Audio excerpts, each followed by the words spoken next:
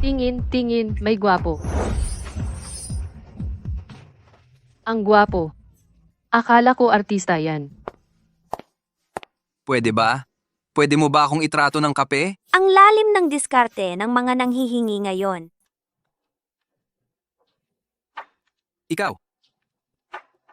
Talaga, hindi mo na ako kilala? Oh, kilala naman. Hi. Isang kape lang naman, sir. Pahingi ng isang hot americano.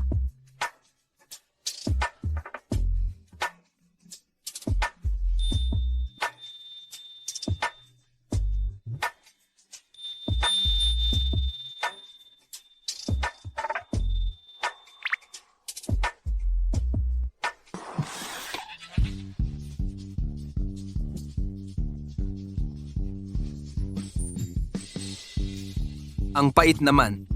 Nakalimutan kong sabihin sa'yo. Ang coffee beans na ginagamit ng shop na ito ay ang pinakamapait sa mundo. Robusta beans at ang iniinom mo ay mainit. Doble ang pait.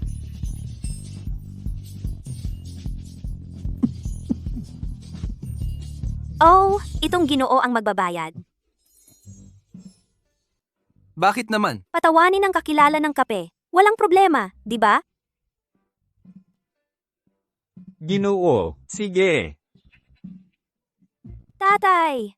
Tatay, bakit ang dami mong nainom? Dapat mong pasalamatan ako. Nanalo ako sa inom laban kay Tio Feng, sabi niya.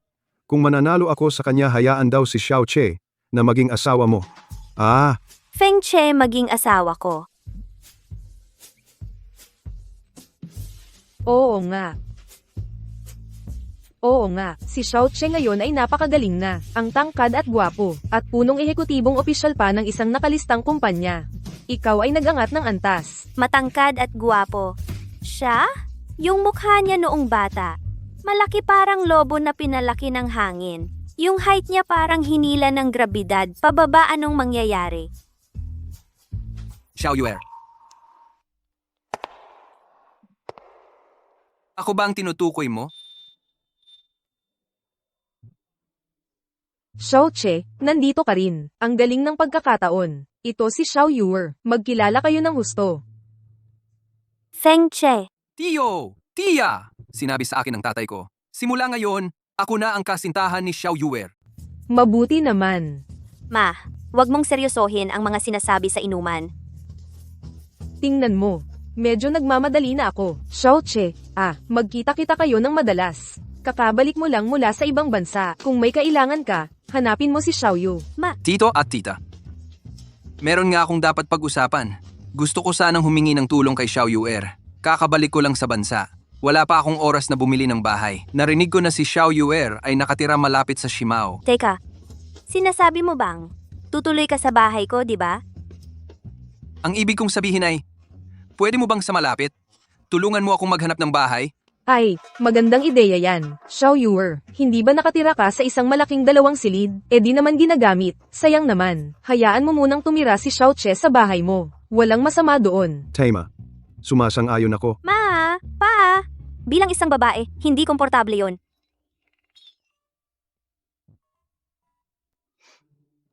Oo nga, hindi talaga maganda para kay Xiao Yuer. Okay lang, isang lalaki ako. Kahit magpalaboy-laboy sa lansangan, okay lang. Ako, Ay, magkapit bahay lang naman tayo. Hindi naman iba si Xiao Che. Ano bang hindi maganda? Ma, Xiao Che, Xiao Che. Tito, tita, tama kayo. Si Xiao Yuer ay nakatira mag-isa. Talagang hindi ligtas. Siguradong aalagaan ko siya.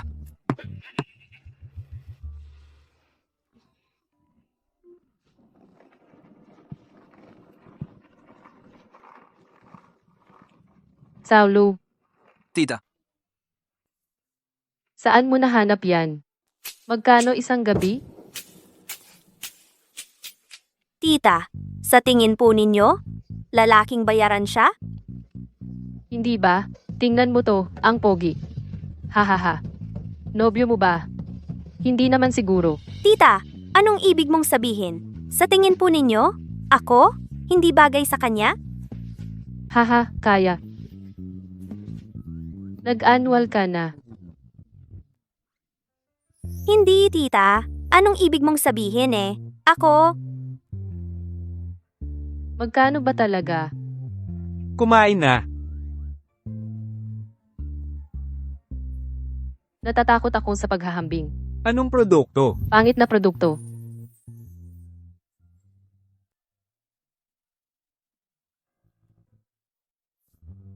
Bakit mo ako pinigilan kanina? Magsalita ka. Kanina ka pa maraming sinasabi, di ba? Huwag kang tumigil. Ano? Ang kamay mo. Ang sarap ng pagtutusok mo. Nakaka-relax ang muscles. Di ka naniniwala? Pwede mo akong hawakan. Baliw ka ba?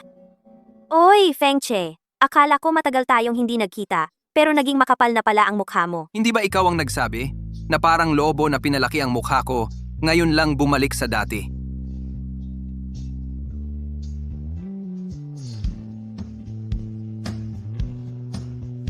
Saan ba ang kwarto ko? Oy, Feng Che. Tandaan mo, pansamantala ka lang dito. Bukas maghahanap ako ng bahay para sa'yo.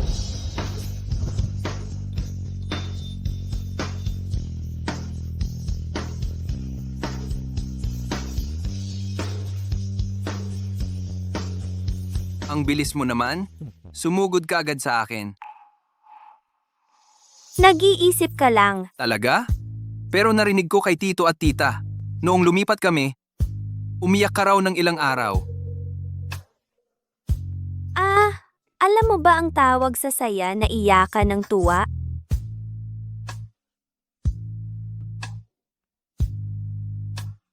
Akala ko, nagkakagusto ka na. Pevet ka.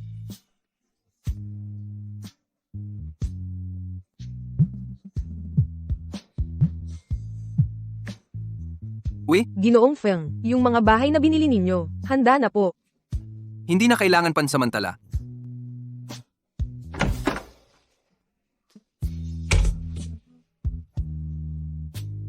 Noong bata pa ako, paano ba naman ako magkakagusto sa kanya?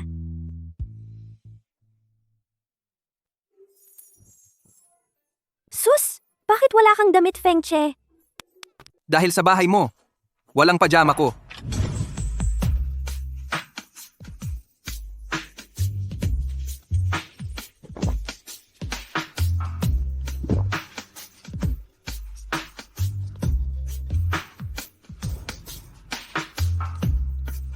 Ikaw, gusto mo talagang manood.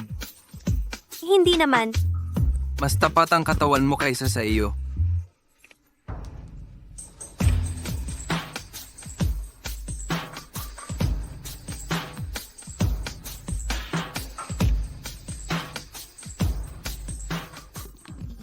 Luyu, paano nangyari ito?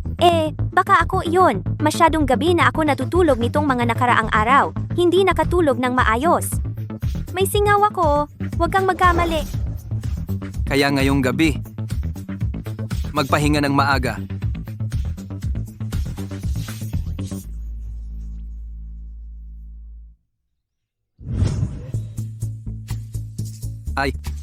Ayaw mo bang maghintay? Ano ba ang alam mo? Darating ang aking idol sa opisina ngayon. Gusto kong sa harap niya, ipaliwanag ang aking proposal. Ang iyong idol. May nobyo ka? Kung siya ang nobyo ko, mapapanaginipan ko at gigising na nakangiti. Ang aking idol ay napakatalino, mahusay sa iba't ibang bagay. Alam niya ang silangan at kanluran. Sa edad na 18, ginamit niya ang pangalang Fish. Inilathala ang paano gumawa ng viral. Ang mahiwagang aklat na ito para sa proposal. Ang kaalaman ang pinakamahusay na sandata ng isang lalaki. Ano ang silbi ng magandang mukha lang? Oh, ganyan pala. Ay sige, wala ka ng satsat. Mahuhuli na ako.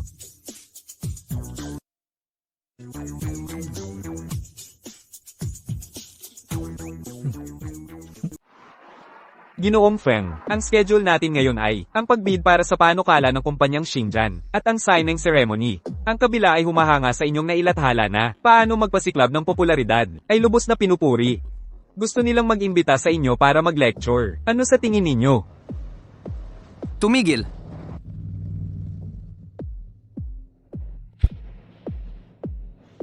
Sakay na. Dadaan naman kami diyan. Ito na lang bayad sa renta mo. Sige, libre naman.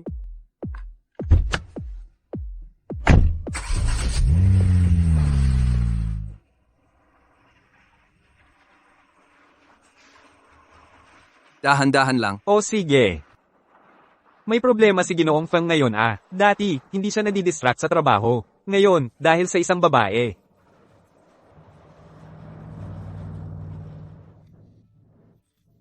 Buti na lang, wala pa ang idol ko. Pasok na. Darating na si Fish. Si Fish, sabi ng kaibigan ko.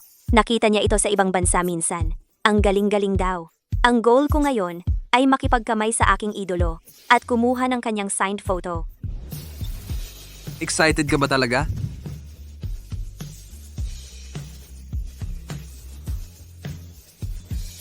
Bakit ka sumunod? Alis-alis. Papasok na ako. Dumating na si Fish. Pasensya na po, amo. Ito ang kaibigan ko. Kakabalik lang niya galing abroad. Hindi siya masyadong pamilyar sa sitwasyon dito. Bilis! Bilis! Luyu, tumigil ka. Feng Che, ikaw ang may kasalanan. Huwag mong sabihing hindi ako matapat. Amo, sa totoo lang, ako at siya, hindi naman masyadong close. Hindi ko nga alam kung paano siya nakapasok. Pwede nyo nang tawagan ng security ngayon. Palayasin nyo siya agad. Sabi mo, palayasin siya? Alam mo ba kung sino siya?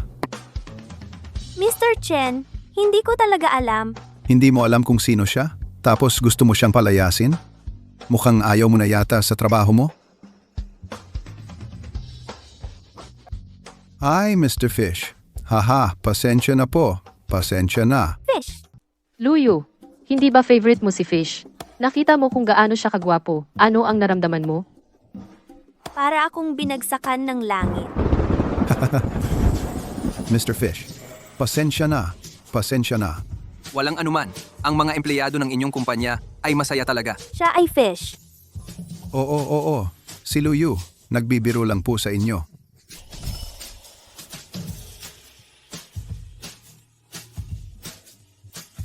Tingnan mo ang likod. Sana si Little Fish ngayong gabi ay ngumiti sa kanyang panaginip.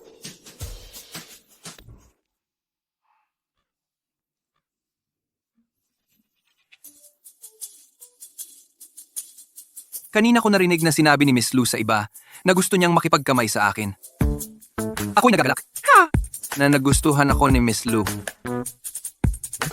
Masaya ako na nagustuhan ako ni Miss Lu. Feng Che, hindi kita pakakawalan. Luyu, hindi ba lagi mong gusto si Fish? Oh,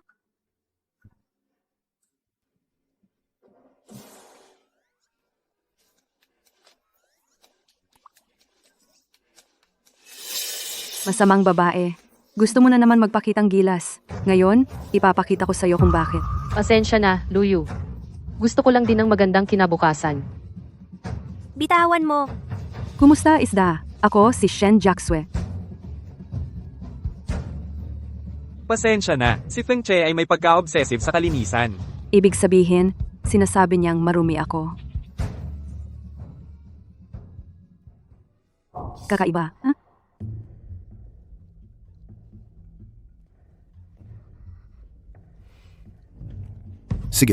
Sige. Ngayon ay iaanunsyo ko na. Ang napili para sa proyekto kasama ang Chengfeng Group ay ang planong ni Shen Jiaxue, patent open na plano. Hindi ba ito akin? Ang Xinjiang Group natin ay palaging nakatuon sa paglikha ng inobasyon at pagkamalikhain bilang ideolohiya. Hinihikayat ang mga empleyado na palawakin ang kanilang pananaw at tumingin sa mundo. Ngayon, nakamit natin ang magagandang resulta. Ang mga proposal na isinumite ninyo ay talagang nakapagpalawak ng aking pananaw.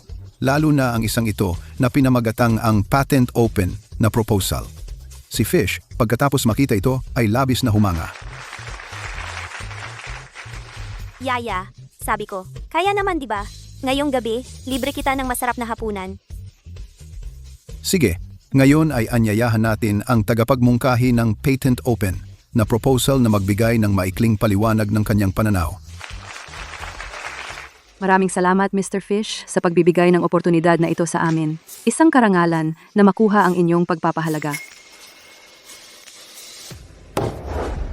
Naku, ginamit mo ang proposal ko para magpakitang gilas. Gaano ka ka-proud? Ano? Ang proposal na ito ay kay Luyu. Hindi ko alam.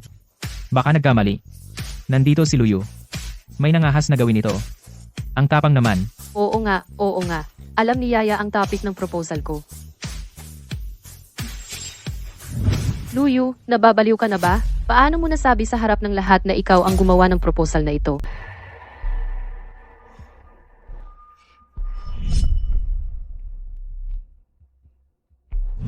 Jia Shue, nangako ka sa akin.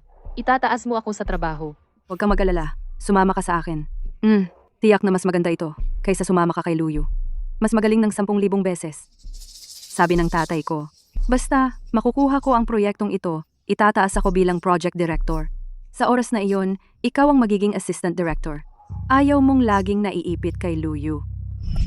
Yuer, napakagaling mo. Sa pagkakataong ito, walang pagkakataon, sa susunod ay mayroon pa. Ang tatay niya ay vice president ng Xinjiang Group.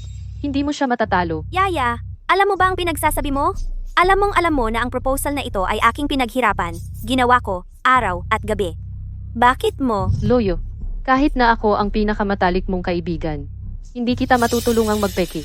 Ang buong proposal ay si Shen Jiaxue ang nagsulat mag-isa. Walang kinalaman si Luyu. Sina Luyu at Song Yaya ang may pinakamatalik na relasyon. Song Yaya, tiyak na hindi siya maninirang puri kay Luyu. Hindi ko akalain na si Luyu ay ganyan pala. Ay, yung mga nauna niyang ibinigay na mga magagandang proposal ay ninakaw lang sa iba? Baka nga, Mr. Feng, gusto mo ba? pasensya na, napahiya kayo. Mr. Chen, Luyu, fire ka na.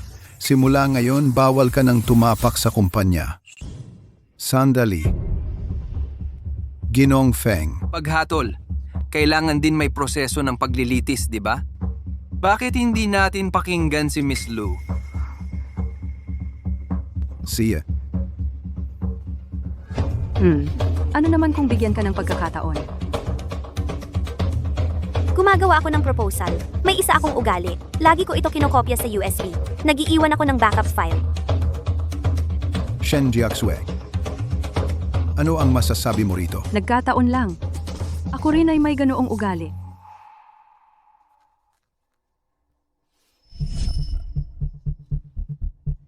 Tuwing gumagawa si Luyu ng proposal, gusto niyang mag-backup. Burahin mo ang backup niya.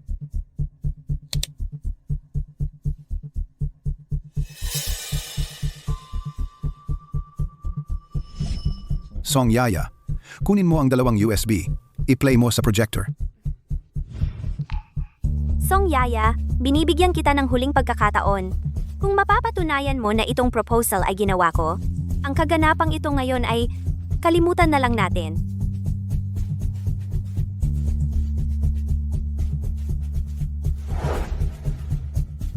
Pasensya na. Hindi kita maaaring takpan. Sa USB na ito ay wala talagang file. Luyu, ang laki ng pagpapanggap mo. Baka gusto mong sabihin sa lahat na pinakialaman ko ang USB mo. Harangan mo lahat ng daan niya. Wala nang matatakbuhan si Luyu. Tama, kayo ang may gawa sa USB ko. Nagmanipula kayo. Ganoon nga. Akala ko may twist pa. TSK. Pero hindi. Ito lang pala. Napakakaraniwang dahilan. Mr. Chen, tuloy pa ba? Siyempre tuloy. Luyu. Huwag mong sayangin ang oras ng lahat. Ang oras na ito, kaya ko pang maghintay. I-play mo na. Si Luyu, tuwing gagawa ng proposal, mahilig mag-backup. Burahin mo agad ang backup niya. Anong nangyayari? Diyos ko, sila talaga. Sila ang nagnakaw at nag-frame. Patayin na ang video. Nakalimutan kong sabihin sa inyo. Ako, bukod sa pagbabackup, nag-install din ako ng camera sa may workstation ko para maiwasan ang pagkakamali. Binigyan na kita ng pagkakataon.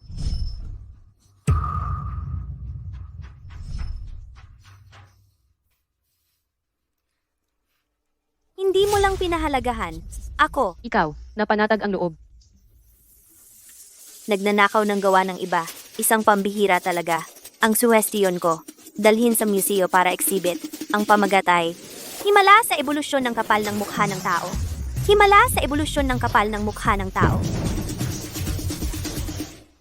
Ang swerte talaga ng masamang tao. Si Song Yaya ang nag-udyok sa akin. Shenzong. Ako naman ay nag-aalangan talaga. Hindi ganyan. Song Yaya, tanggal ka na. Pero tungkol kay Shen Jiaxue, Ang tatay ni Shen Jiaxue ay vice president ng kumpanya. Shenzong, hindi mo naman bibigyan ng pribilehiyo si Shen Jiaxue, di ba? ikaw, Ang bagay na ito, kahit sinong may mata ay makakakita. Si Shen Jiaxue ang gumawa niyan. Kung ang taong tulad niya ay pwedeng manatili sa kumpanya, baka sa hinaharap, nakahawin pa niya ang bunga ng trabaho ng iba. Tama nga, oo nga. Lu Yu. Sa tingin ko, maganda ang sinabi ni Miss Lu. May katwiran at ebidensya. Pero, ito ay usapin ng sariling kumpanya ni Shenzong. Hindi ako makikialam. Siya. Shen Jiaxue. Tanggal ka na rin. Ako,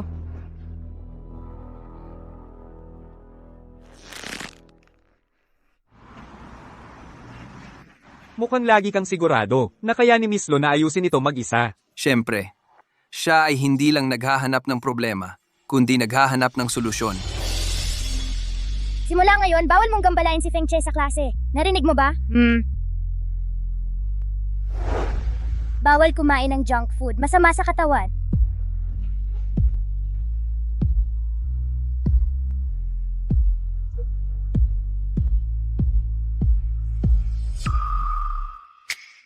Huwag mong galawin ang isdang ito. Ito ang pinakamamahal ni UR. Makikipag-away siya sa iyo. Feng Che, wag mo akong kalimutan, Feng Che. Pasensya na, isda. Ako. Tawagin mo akong Lu Yu. At sa iyong ginawa, ay nabayaran mo na ang halaga. Hindi na kailangan ng paumanhin. Isda, alam kong mali ako. Nabaliw ako. Patawarin mo ako, ha? Mula nang piliin mong ipagkanulo ako, simula, hindi ka na naging kaibigan ko. Hindi na kita patatawarin. Sumakay ka.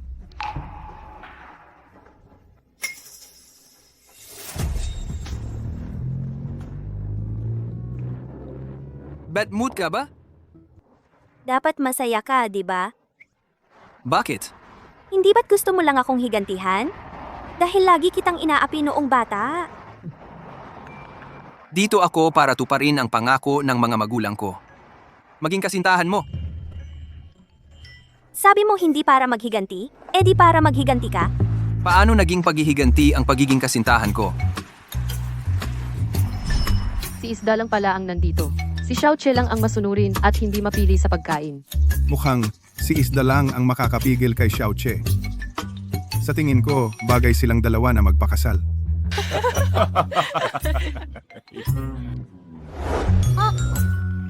Tingnan mo, tingnan mo. Hindi kita pakakasalan. Oo, hindi rin kita pakakasalan. Wala kang karapatang pumili.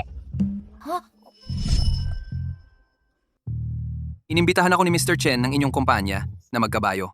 Gusto mo bang subukan? Ayoko. Feng Che, ikaw ay. Gago. Inanyayahan ako ni Tsen, ang boss ng kumpanya nyo, na sumakay ng kabayo. Gusto mo bang subukan? Ayoko. Si. Sa tingin ko, pwede nating isama yung kasamahan natin ngayon. Kasi siya ang nagmungkahi ng proposal.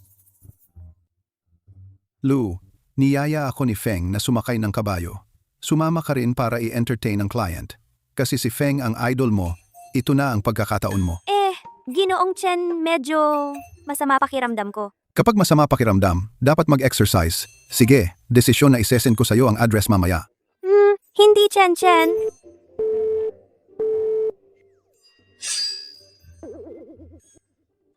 Wala akong kinalaman. Wala akong alam. Oo, saka. Lu.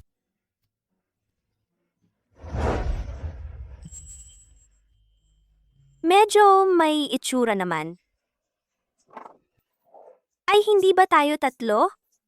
Paano sasapat ang 2 kabayo? Pasensya na.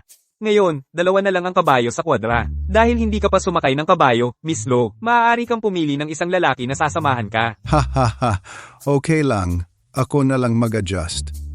Siya ang pipiliin ko?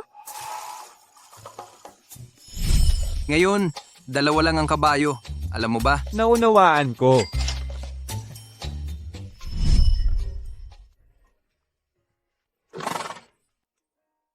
Nandito ka pala, Xiaolu. Kapag natatakot ka, Hindi ko siya dapat hayaan na maliitin ako.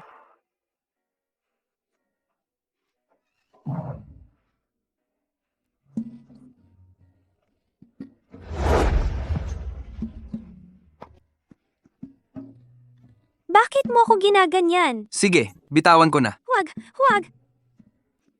Hindi ko akalain na isang araw, makakalapit ako sa kanya ng ganito. Huwag gumalaw! May nasa ilalim na sumasakit sa akin. Kapag gumagalaw ka, lalong sumasakit. Ikaw, Walang hiya ka. normal na pisyolohikal na bagay. Tumigil ka. Bumaba na ako.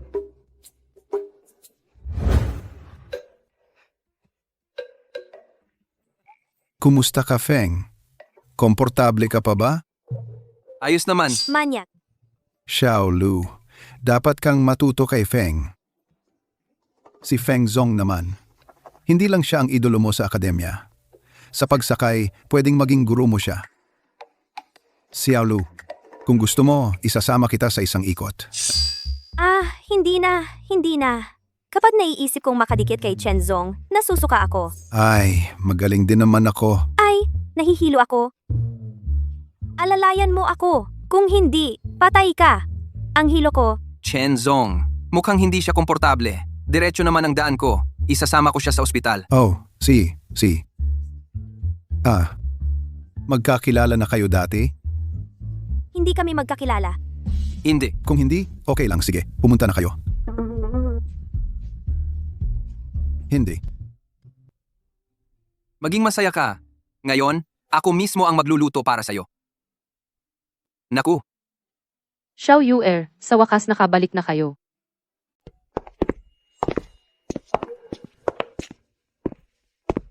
Tita, maupo po kayo? Ni hindi mo man lang nahawakan ang kamay niya. Sabi ko sa'yo, hindi mo kaya yan. ma, 2 araw pa lang. Bakit ka nagmamadali? Ang pag-ibig ay parang digmaan. Ang digmaan ay mabilis magbago. Panoorin mo ako. Tita, uminom ka ng tubig. Yuer, ilang taon na tayong hindi nagkita. Ang laki mo na. Narinig ko pareho pala kayo ng trabaho ni Xiao Che.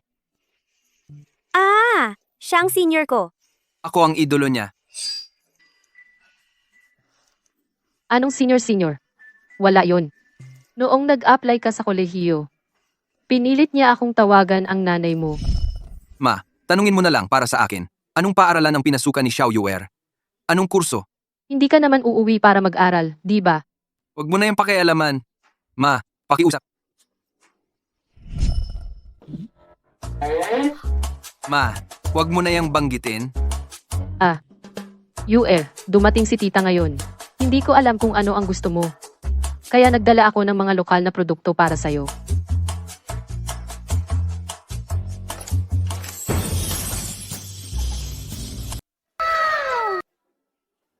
Ito ay mga pasalubong. Mukhangang simple. Yuer, sa mga panahong ito ay hihilingin kitang alagaan si Xiao Che. Hindi naman mahirap. Pero tita, Sobra naman ho ito, di ba? Sobra ba? Para sa aming pamilya Feng, kaunti lang iyan. Sa susunod, dadalhan kita ng iba pa. Nanay, paano mo matitiyak na gusto niya ang pera ko? O gusto niya ako mismo? Ano? Akala mo ba, magugustuhan ni Yuer kung sino ka? Ha? Mabuti na nga kung magustuhan niya ang pera mo. Makinig ka kay nanay, hindi mabilang ang pera mo. Ibig sabihin, hindi rin mabilang ang pagmamahal niya sa'yo. May punto ka. Gamitin mo ang iyong bentahe. Kung mahal mo, sabihin mo ng matapang.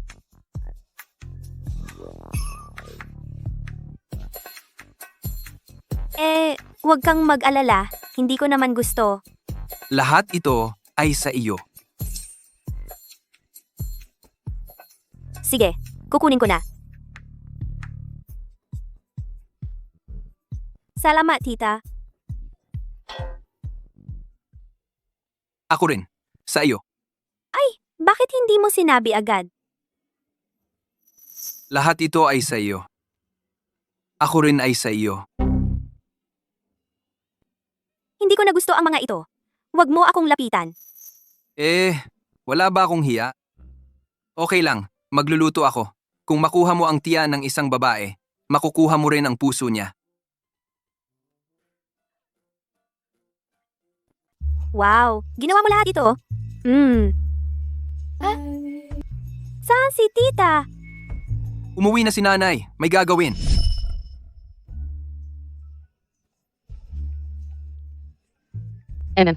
Sige, sulitin mo. Candlelit dinner ito ah. Ako na bahala.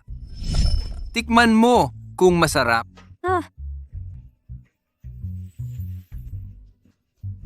Wow, paano mo nagawa yan? Ang sarap ng lasa. Mas masarap pa sa restaurant. Masarap. Oh. Ay, teka.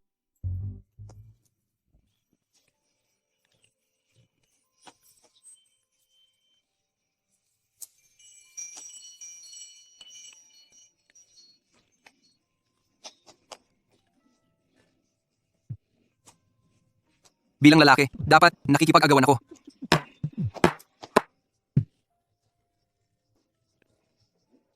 Kumakain ka, bakit ako tinitingnan mo? Nakatingin sa'yo. Busog na ako. Feng Che, Hindi. Hindi yun ang ibig kong sabihin. Ibig kong sabihin, maganda ka. ano bang ibig mong sabihin? Tayo ka at ipaliwanag mo.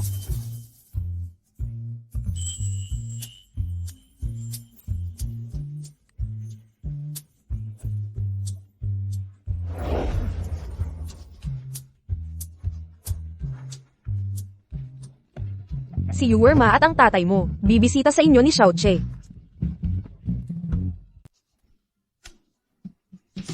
Nanay at tatay, hindi. Hindi ganyan ang nakita ninyo. Wala akong nakita. Wala. Oo, wala akong nakitang magkayakap kayo. Hindi. Ay, nanay at tatay. Ikaw kasi, na-misunderstand ako ng mga magulang ko. Ako. Ay. Si nanay ni Yuer at ang tatay mo. Ay nako, Baka namamalikmata ako. nagbago na ang posisyon. Hindi iyon ang namamalikmata mo, sila ang malilikot. Sobra naman ang bilis ng relasyon nila. Ay, sa tingin mo ba tapos na sila? Ikaw mismo ang nagimbita ng manugang. Ngayon nagrereklamo ka na mabilis sila. Ay, biro lang naman iyon. Ang magandang babae ay napunta sa pangit. Para sa akin, ang anak mong babae, ang siyang baboy na samira ng repolyo. Ay, paano mo masasabi iyan sa sarili mong anak? Ay nandito na kayong mag-asawa. Sasabihin ko sa inyo ang isang sikreto. Ang anak mong babae ay may iniingatang lalaki. Ay, huwag kang magsalita ng kung ano-ano. Ang anak ko ay malayang nagmamahal. Karapat dapat siya sa kanya.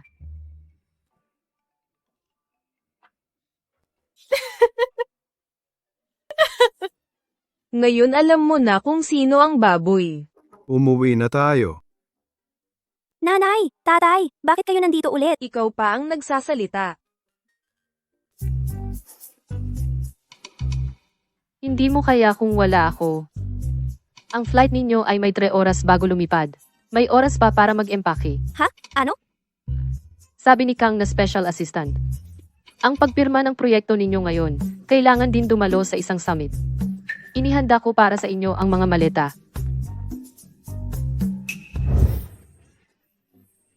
Oh! Naalala ko na. Oo, kailangan dumalo sa summit. Ah, Xiaolu, tiyak nakatanggap ka na ng abiso. Sana maging maayos ang pulong mo. Salamat, Chief Chen. Oo, mahusay. Tutulungan ko kayong mag-empake ngayon. Sabay tayong mag-empake para sa iyo.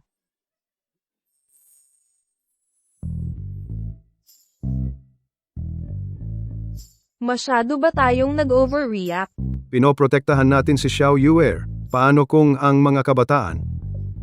Sige. Hanggang dito na lang ang matutulong ni nanay.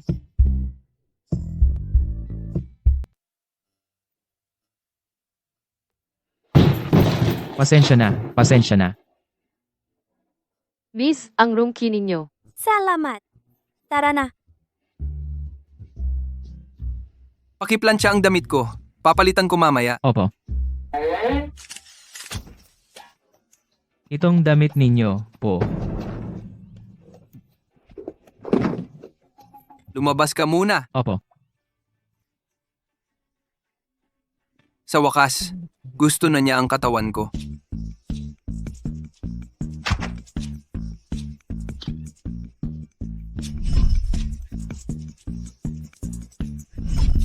Hindi ko akalaing may ganoon siyang hilig.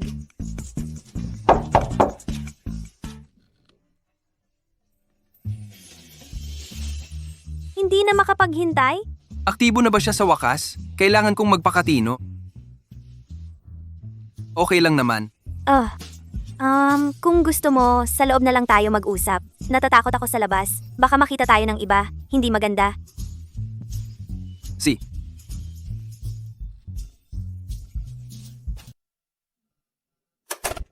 Matagal ka bang naghintay? wala naman. Kakaligo ko lang. Dumating ka na. Ang maleta ko. Eto, Nandito sa loob ang mga damit mo. alis ka. Na. Ano pa? Siya nga pala. Yung damit sa maleta mo. Bahala na. Para akong walang sinabi.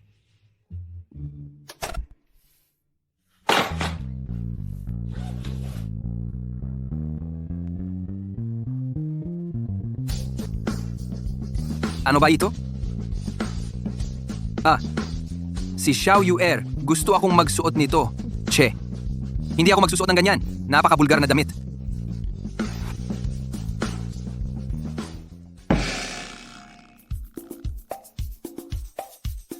Baka si Feng Che ang naglagay? Baka si Feng Che? Pasensya na, Miss Lu. Problema namin ito. Handa kaming magbayad ng triple ng presyo ng kwarto. Ang babaeng ito ang unang nag-book ng kwarto. Nagkamali kami. Pero hating gabi na. Saan ako hahanap ng matutuluyan sa ganitong oras? Pasensya na talaga. Bilisan mo ang pag-ayos. Kailangan ko nang magpahinga. Kung hindi maayos, magrereklamo ako sa iyo. Ang pinakamalapit na hotel dito ay mahigit 10 kilometro ang layo. Miss Lu, pasensya na. Ako. Si Sina. Sino yan? Ako. Maaring dito ako matutulog ngayong gabi. Ikaw?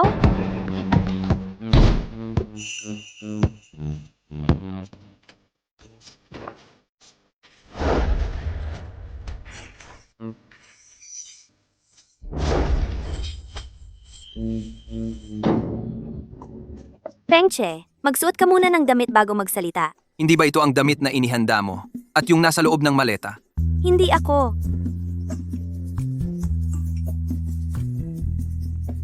Anak, tandaan mong isuot ang damit sa loob ng maleta. Siguradong magugustuhan ito ni Yu. Yu, ingat ka. Ako at ang nanay mo ay may inihandang mga bagay para sa iyo. Nasa loob ng maleta.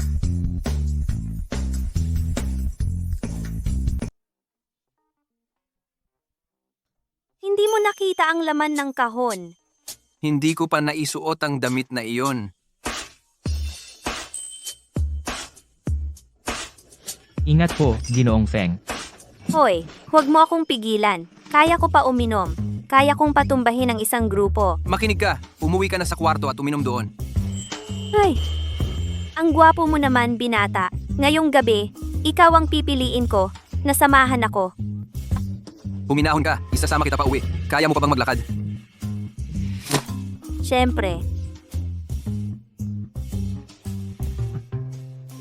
May nag-report na may nagbebenta ng prostitusyon.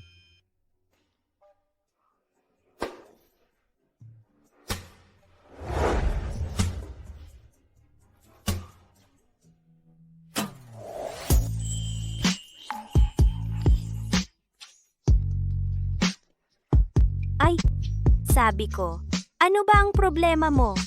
Hindi mo alam na magkusang loob. Nagbayad ako ah. Ano? Madalas ka bang magbayad ng tao? Unang beses. Pero unang beses, nakahanap ako ng napakagwapo.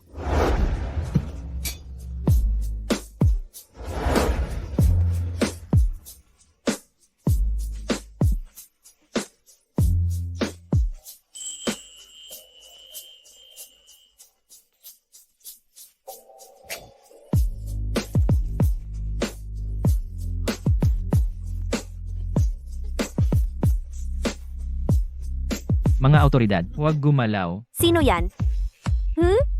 Cosplay. Natanong na namin, hindi kayo magjowa ng babaeng iyon. Luyu! Astig mo talaga! Ikaw at ang babae sa silid interogasyon C sa kwarto, 888 ng Huatay Hotel, ano ang ginagawa ninyo? Wala naman. Wala. Wala? Bakit kayo nakaunting damit? Konti ba? Tigilan mo ang daldal. Anong relasyon ninyo? Nililigawan ko siya. Sinamantala mo ang pagkakataon? Ginoo. Ilang beses ko na sinabi. Umamin na ang babae. Ano? Ano ba talaga ang sinabi ng babae? Sabi niya, palit. Magpalitan daw ng panty. Hayaan muna ninyong magising siya sa kalasingan.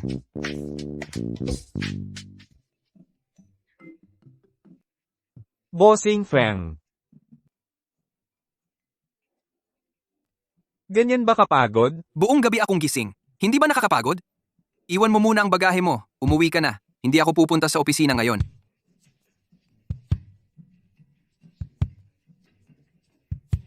Hoy, mukhang nagtagumpay si Madam. Parehong pagod na pagod. Sabi ni Bossing Feng, buong gabi siyang gising. Si. Narinig mo ba? Yung anak mong lalaki, buong gabi hindi nakatulog. Sa akin nagmana. Ay, ang landi mo naman, matanda ka na. Anong buong gabi hindi nakatulog? Sinasabi ko sa inyo, huwag niyong hayaan ang inyong matandang kapitbahay na mambiktima sa apo ko. Pipili ako sa lahat ng debote sa syudad para pumili ng asawa para sa apo ko. Ang mahalaga ay gusto ng bata. Anong klaseng pamilya tayo? Kapag naghanap, ang pinakamahusay ang hanapin. Nagpadala na ako sa mga pangunahing pamilya ng imbitasyon. Bukas ng gabi, aanyayahan ko ang mga dalagang nasa tamang edad na pumunta sa bahay para pumili ng asawa para sa ating munting Che. Nanay, Sa pamilyang ito, wala kang karapatang magsalita. pero dapat nating tingnan kung gusto ni Che.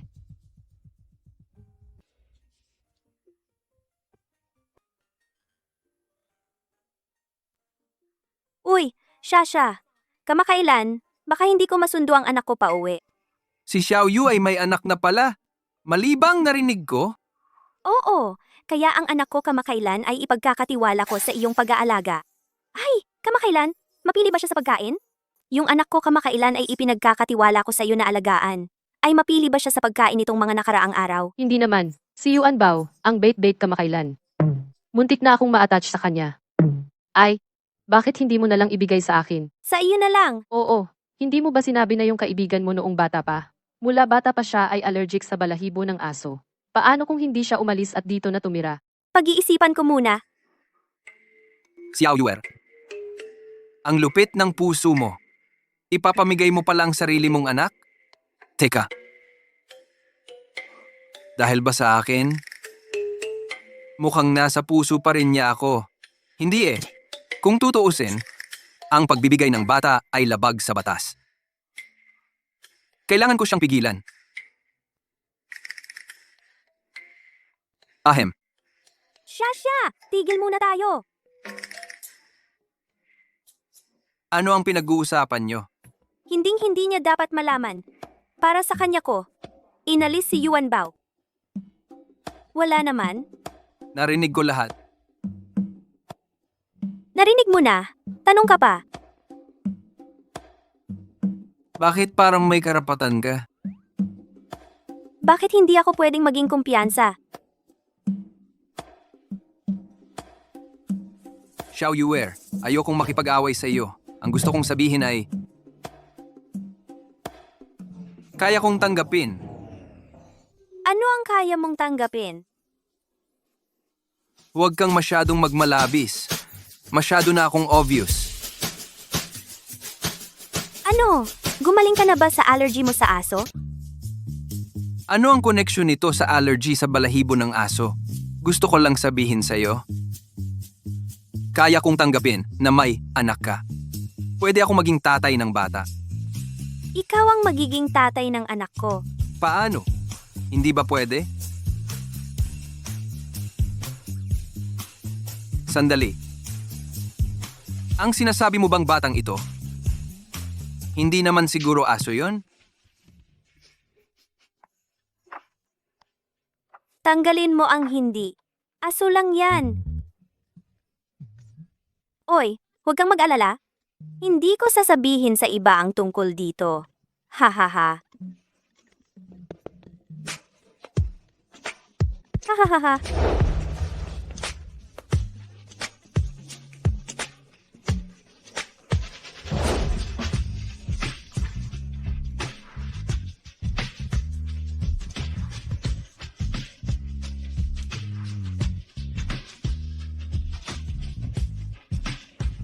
Xiao Yuer. Gusto kita. Gusto hanggang kaya kong tanggapin na may anak ka sa iba. Pero kung may nararamdaman ka rin sa akin, pakiusap sabihin mo sa akin ng malinaw.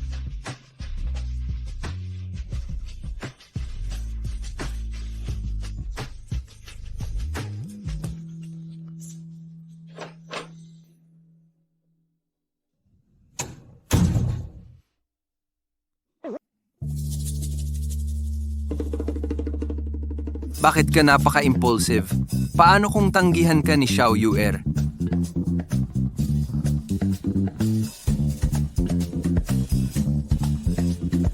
Okay lang.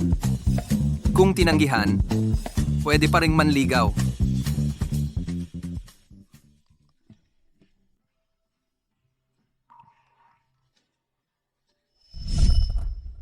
Hindi ako magpapakasal sa'yo. Hindi rin kita pakakasalan. Tito at tita, sinabi sa akin ng tatay ko na simula ngayon, ako na ang nobyo ni Xiao Yuer.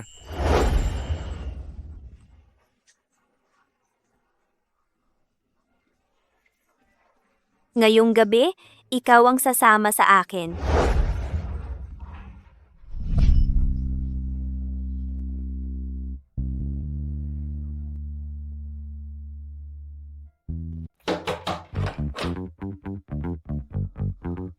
Naiintindihan mo na, Xiao Yuer.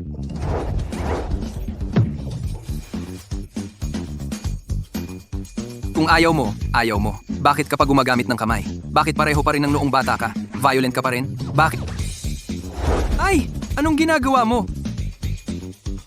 Tingnan mo mismo. Ayon sa eksklusibong impormasyon na nakuha ng aming mamamahayag, ang handaan na gaganapin bukas ng gabi ng pamilya Feng ay nag-imbita ng daan-daang tao mula sa Rongcheng, sa politika at negosyo, pati na rin ang mga eksperto sa kultura at sining. Ayon sa isang mapagkukunan, ito ay talagang pinaghandaan ng leader ng pamilya Feng, isang espesyal na seleksyon para sa kanyang magiging asawa. Ito. Paano? Parang pagpili ng asawa?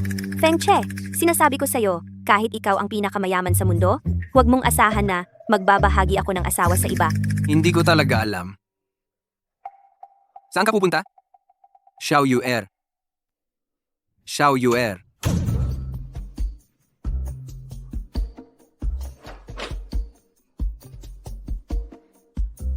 Saan ka pupunta, Ale? Ibabalik ko ang pera kay ate, dahil hindi ako karapat-dapat na tumanggap ng biyaya ng walang ginagawa. Simula bukas, lumayas ka na sa bahay ko. Hindi na ako maglilingkod. Sinabi ko na sa'yo, hindi ko talaga alam ito.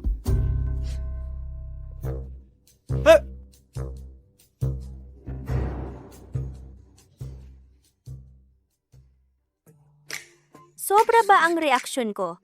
Kahit na, ano naman, nagawa ko lang ang pagkakamali na ginagawa ng bawat babae. Ayoko makinig, ayoko. Ay, anong nangyayari sa labas? Mukhang hinahabol nila ang sasakyan natin.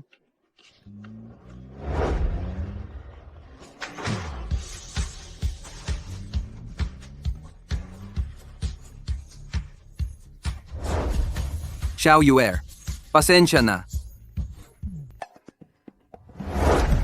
Xiao Yuer, huwag kang umalis. Pasensya na.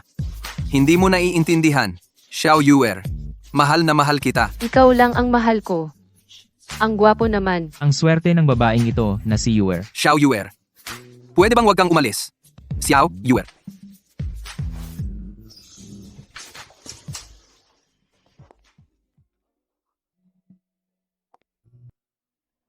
Ikaw. Xiao Yuer, gusto kita. Talagang gusto kita. Sobra. Mapapatawad mo ba ako? Gusto kitang isama sa pamamasyal, kumain, ng sabay, manood ng sine magbakasyon. Gusto kong ako'y araw-araw mong asarin. Wow, ang romantic naman nito. Yung nangyari kanina, pwede kitang samaan para magpaliwanag. I swear. Kung alam ko ang totoo, Si. Naniniwala ako sa iyo.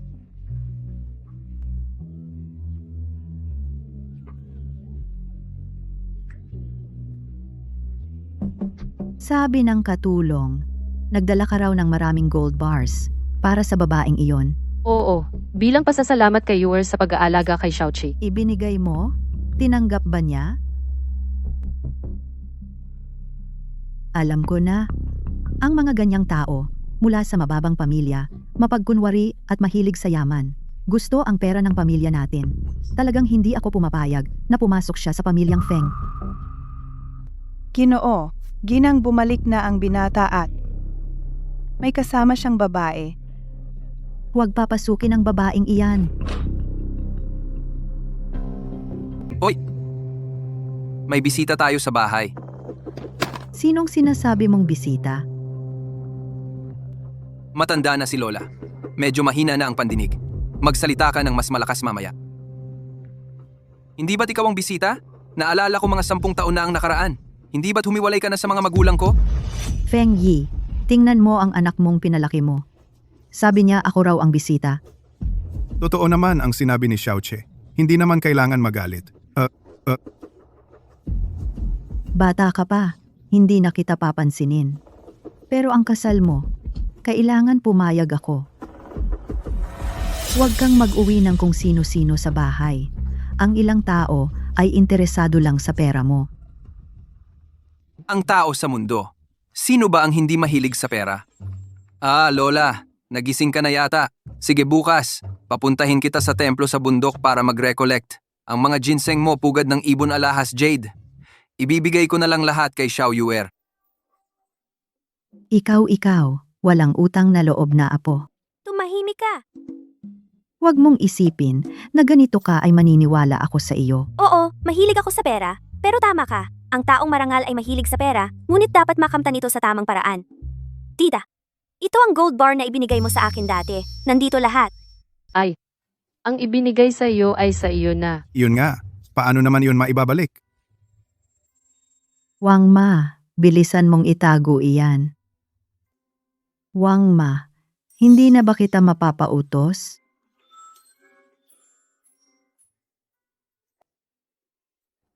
Salamat sa pagod mo, Wang Ma.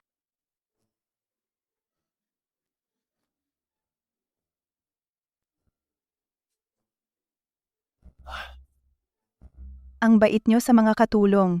Mula ngayon, magiging tapat ako sa binibini. Kumain muna tayo. Oo, kumain muna. Umupo ka na. Nakatayo ka kasi. Napagod ka yata. Hindi pa nakaupo si Lola. Kung hindi pa ako nakaupo, sino ba ang maglalakas loob na maupo? Matanda na si Lola. Masakit ang baywang. Baka gusto niyang kumain nang nakatayo. Ay, Lola. Baka sinasadya mong hindi umupo para mapahiya ang mga nakababata.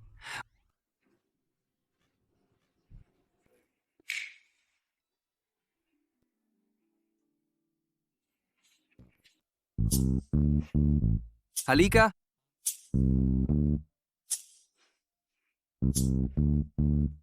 Bakit mo hinahayaan ang lalaki na mag-alis ng hipon para sa'yo? Ang kamay ng lalaki ay para sa pagtatagumpay, hindi para sa paglilingkod sa babae.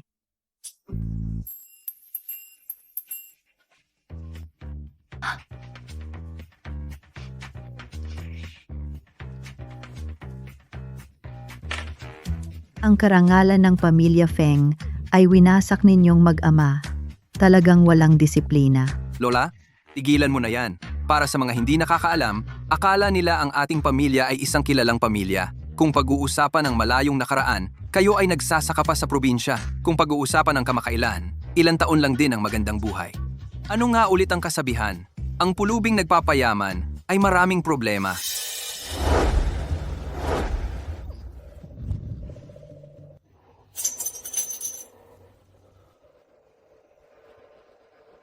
Sa akin ka humarap. Nanay, sobra na kayo. Oo. Nagre-rebelde na ba kayo? Sinasabi ko sa'yo, Feng Che, basta't buhay pa ako, hindi siya papasukin. Bukas, inimbitahan ko ang mga tao mula sa Rongcheng, mga dalagang mula sa matataas na pamilya. Pagdating ng panahon, malalaman mo na si Luyu ay hindi kasing galing ng mga ito. Sa oras na iyon, kailangan mong pumili mula sa kanila ng mapapangasawa para sa apo ko. Kung hindi, tatalon ako mula sa taas ng gusaling ito, pababa, sasabihin sa lahat na inaapi ninyo ako. Ikaw talaga ang may pakana nito. Lola, sinasabi ko rin sa'yo, si UR lang ang nasa puso ko. Ikaw? Sobra na ba ang tagal ng buhay ko para sa'yo? Sige, magpapakamatay ako para patunayan sa'yo. Ayaw ni Lola sa akin. Sino ang lola mo? Ayaw sa akin ni Ginang Feng. Malamang iniisip niya na ang mga dalagang may mataas na lipi ay mas magaling kaysa sa akin. Ako, si Luyu, kahit na hindi ko iniisip na ako ang pinakamagaling, hindi rin ako basta-basta susuko. Dadalo ako sa piging bukas. Kung mayroong isang binibini na makakapagpahiya sa akin, hindi ako magpapakasal sa pamilya Feng. Ikaw ang nagsabi niyan, ha? Hindi ako pumapayag. Si UR ay hindi isang kalakal na ibinebenta. Siya ang taong gusto ko. Sa puso ko, siya ang pinakamagaling. Feng Che, kusang loob ko ito. Ipalabas ang balita. Kung may sino man sa piging bukas na mang-insulto kay Luyu at mapahiya siya, siya ay tiyak na magiging manugang na babae ng pamilya Feng. Oo, Ginang. Munting dalaga, dahil hindi mo alam kung ano ang mabuti para sa iyo. Siguradong sisirain ko ang iyong reputasyon. Anong nangyari? Bakit mo sinagot si Lola kanina? Hindi talaga siya maglalakas loob na mamatay. Oo nga, hindi siya maglalakas loob na mamatay, pero unang beses ko sa inyong bahay at ganito kahirap ang sitwasyon. Sa hinaharap, patuloy pa rin ba akong magiging mahigpit sa kanya? Kanina sinabi mo na hindi ka magpapakasal sa pamilya Feng. Sinabi kong hindi ako magpapakasal sa pamilya Feng. Hindi naman sinabing hindi kita pakakasalan. Pwede kang umalis sa pamilya Feng. Sige, bukas, aayusin ko na ang aking papeles. Naku! Sa pamamagitan ng aking kakayahan, makukuha ko ang pagkilala ni Ginang Feng. UR, bilis. Wala ng oras. Sino ba talaga na may ganyang kakayahan na kayang mag-book ng buong styling studio? Tama nga, bukas na ang handaan ng pamilya Feng. Tayo naman ay kahit papaano ay mga kilalang tao sa Rongcheng. Akala ko ba hindi na kailangan maghintay sa labas? Narinig nyo na ba? Sabi ng matandang babae ng pamilya Feng. Ngayon ay bibigyan ng kahihiyan ang isang babaeng nagngangalang Luyu. Siya, galing sa maliit na pamilya, nasa kumpanya pa ng tatay ko ngayon, bilang maliit na empleyado. Madali lang nating sirain siya. Parang pagdurog ng langgam lang. Sino kaya ang nasa loob? Kung talagang kakumpetensya natin, baka hindi natin kakayanin.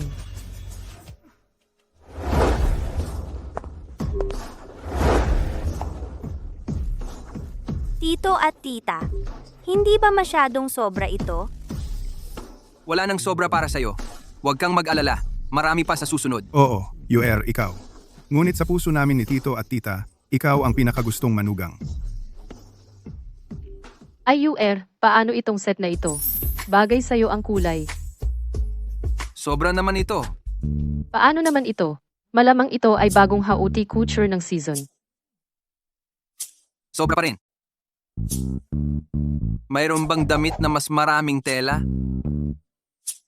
O kaya balutin natin si UR ng kumot? Ikaw naman. Hindi ka ba pwedeng maging moderno? Ang set na ito ay kaisa-isa sa buong mundo, kahapon lang lumipad pabalik ng bansa. Wala pang exposure. ito na. Si Luyu ba? Bakit hindi pa dumarating?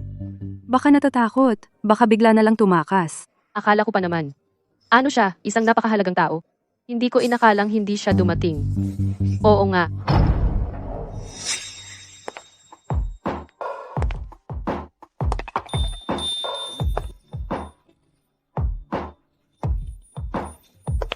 Diyos ko, sino ito?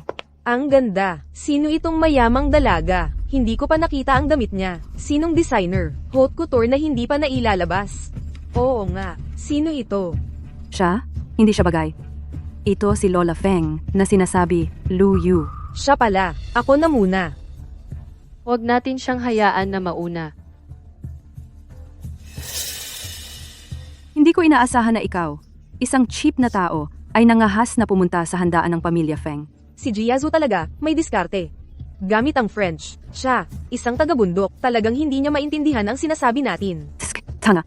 Ngayon, minumura ka namin, hindi mo naiintindihan, di ba?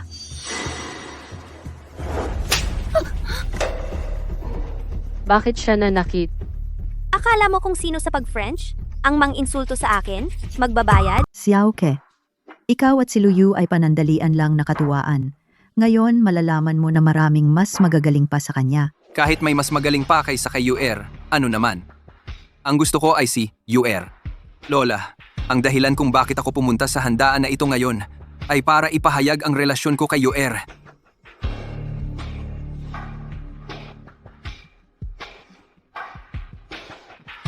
Mamaya, malalaman mo ang kahihiyan ni Luyu.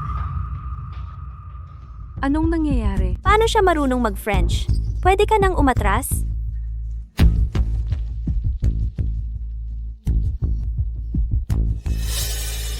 Papabayaan na lang ba natin siya? Ano ang gagawin natin? Hindi ka ba takot na saktan ka? Ano ang dapat katakutan? Sinabi ni Lola Feng na sino man ang makapagpahiya sa kanya, siya ang magiging manugang ng pamilya Feng. Hindi ako naniniwala na maglalakas loob siyang saktan lahat. Tama, siya na isang probinsyana. Masyado naman niya tayong minamaliit. Ako na. Luyu.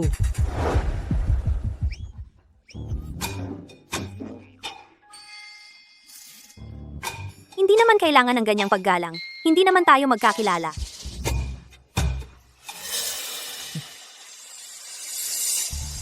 Luyu, paano mo natulak si Mingfei? Oo, hindi naman tayo magkakilala dati. Bakit mo ako tinulak? Sino tong sosyal na babae? Bakit siya nangaaway sa harap ng maraming tao? Oo nga, sa ganitong okasyon, nakikipag-away pa. Wala talagang modo. Ngayon, ang hininga na to. Dapat mong lamunin. Luyu, ngayon tingnan ko kung paano ka magdadahilan. Tama. Nakita nating lahat. Oo, ako ang tumulak. Ano bang gusto nyo? Bobo, inamin agad. Sige, sabihin mo. Kami ang bahala sa'yo. Ngayon, tinulak niya ako. Diretso akong lumuhad sa harap niya. Ang gusto ko lang ay humingi siya ng tawad. Hindi sapat ang simpleng paumanhin. Pinabayaan kanyang lumuhod. Dapat lumuhod ka rin habang humihingi ng tawad. Tama, tama. Hindi ba sobra namang magpalupad? Mga sosyal tayo ng lungsod na ito. Madalas magkita, kaya dapat mag-ingat. Hindi nyo pa alam, di ba? Si Luyu, galing lang sa ordinaryong pamilya. Ngayon, empleyado siya sa kumpanya ng tatay ko. Dumalo siya sa party na ito para maghanap ng makakasama na mayaman. Ikaw, mababang uri. Hindi masama kung lumuhod ka. Tama nga, luhod na, luhod na. Lumuhod ka. Bilisan mo, lumuhad na. Sa tingin ninyong lahat ang may maling ginawa ay dapat lumuhod at humingi ng tawad? Tama ba? Paano kung hindi? Oo nga. Tama ba? Shen Jiaxue. At itong dalagang ito, syempre naman. Kayo dalawa lumuhod kayo sa akin. Lumuhod at humingi ng tawad sa akin. Ay, anong nangyayari? Baliw na ba itong babae? Luyu, ano bang sinasabi mo? Kayo mismo ang nagsabi kanina. Nanaginip ka yata ikaw, isang hamak na tao. Papaluhod mo kami sa'yo? Sandali, kung hindi ako nagkakamali kanina, sabi ninyo, nang may katiyakan ng mga taong nagkakamali, ay dapat lumuhod at humingi ng tawad, at kayo ang nagkamali. Ikaw mismo ang umamin kanina, ikaw ang nagtulak kay Mingfei. Oo. Kanina, inamin kong ako ang nagtulak para malaman ko muna kung gaano kayo kawalang hiyaan. Ngayon alam ko na. Ikaw. Huwag ka munang magmadaling tanggihan. Ang hotel na ito ang pinakamaganda sa lugar. Naniniwala ako sa bawat sulok ay may mga CCTV. Maaari nating tingnan ang footage para malaman kung sino talaga ang mali. Tama, tingnan natin ang CCTV. Tama, may punto itong dalaga. Ano sa palagay mo, Shen Jiaxue? Itong dalaga. Kayo ba ay luluhod na ngayon o mamaya pa? Masama kayo. Ako, maaaring nagkamali ako ng nakita. Tara na. Kahit na pinagbibintangan ka, ano magagawa mo? Ikaw, isang daga sa lansangan, hindi karapat-dapat magdala ng sapatos ni Sir Feng. Ano ang karapatan mong makasama kami sa iisang banquet hall? Oo nga, hindi pa alam ng lahat ang babaeng ito na si Lu Yu ay ang tinutukoy ni Madam Feng na gusto niyang saktan. Sinabi ni Madam Feng si Lu Yu ay nagnanais na makapag-asawa sa pamilya Feng sino ang makakapagpahiya sa kanya. Sino man iyon ay magiging manugang na babae ng pamilya Lu sa hinaharap. Ah, totoo ba iyan? Kailangan ninyong samantalahin ang pagkakataong ito. Kung ganoon, magbibigay muna ako ng halimbawa sa inyong lahat.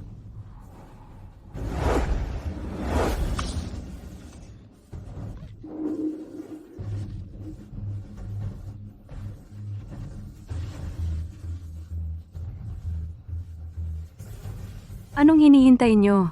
Bakit hindi pa kayo kumilos?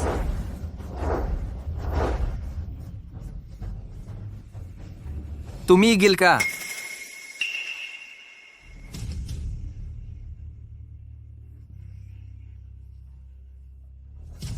Dumating si Amo Feng. Ito pala si Amo Feng. Unang pagkikita. Ang galing-galing pala. Ayos ka lang ba?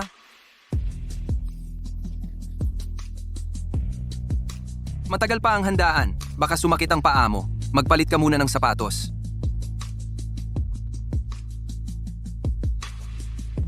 Ay, Diyos ko, mukhang magkakilala sina Amo Feng at Binibining Lo. Higit pa sa magkakilala, sino ba kanina ang nagsabing si Miss Lu ay hindi karapat-dapat magdala ng sapatos ni Amo Feng? Si Amo Feng mismo ang nagpalit ng sapatos ni Binibining Lu. Ang masamang taong ito, nakalapit nga kay Amo Feng.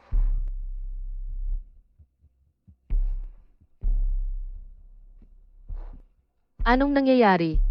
Madam, anong problema mo? Ay, sinong walang kwenta ang naglakas loob na saktan kayo? Ay nako, natatakot lang ako na baka hindi ka masanay sa ganitong handaan, kaya dumating akong espesyal para alagaan ka. Hindi inaasahan na huli na ako ng isang hakbang. Sino ang nagtapon? Oo, ako. Mr. Feng, sumusunod lang kami sa utos ng matandang ginang. Kung inutusan kanyang mamatay, gagawin mo ba? Mrs. Ning ako. Galawin mo ang manugang ko. Maghanap ka ng kamatayan. Huwag magalit, huwag magalit. Mr. Feng, ako. Nadulas ang asawa ko.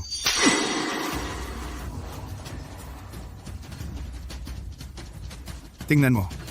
Ako na lang ang pumalo para sa'yo. Para hindi sumakit ang kamay mo.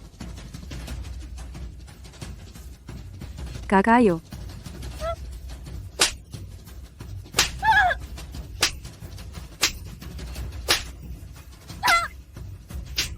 Galawin ninyo ang aming binibining asawa.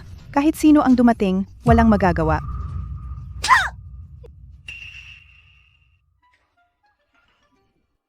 Hindi ako magbabayad ng medical bills, di ba? Hindi na, hindi na.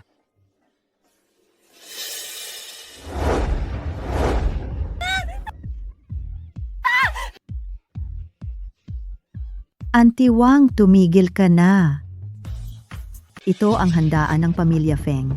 Gusto mo bang ipahiya kami?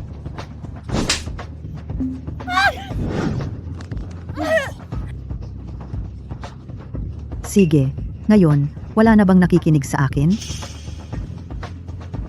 Medyo mahina na ang pandinig ko. Hindi ko narinig. Huwag kang mag-alala. Ako ang bahala sa iyo. Ang handaan ng pamilya Feng, walang sino man ang pwedeng magpaligalig. Ikaw ba ang nagdudulot ng gulo? Ginang, hindi ibig sabihin na ang mahina ay may karapatan. Nakita ng lahat, siya ang unang sumuntok. Hindi naman dapat ganyan kalala ang pagkakapalo. Kailangan mong managot sa batas. Tawagin ang tao. Itong si Lu Yu, dalhin sa himpilan ng pulis. Ako ang pumalo.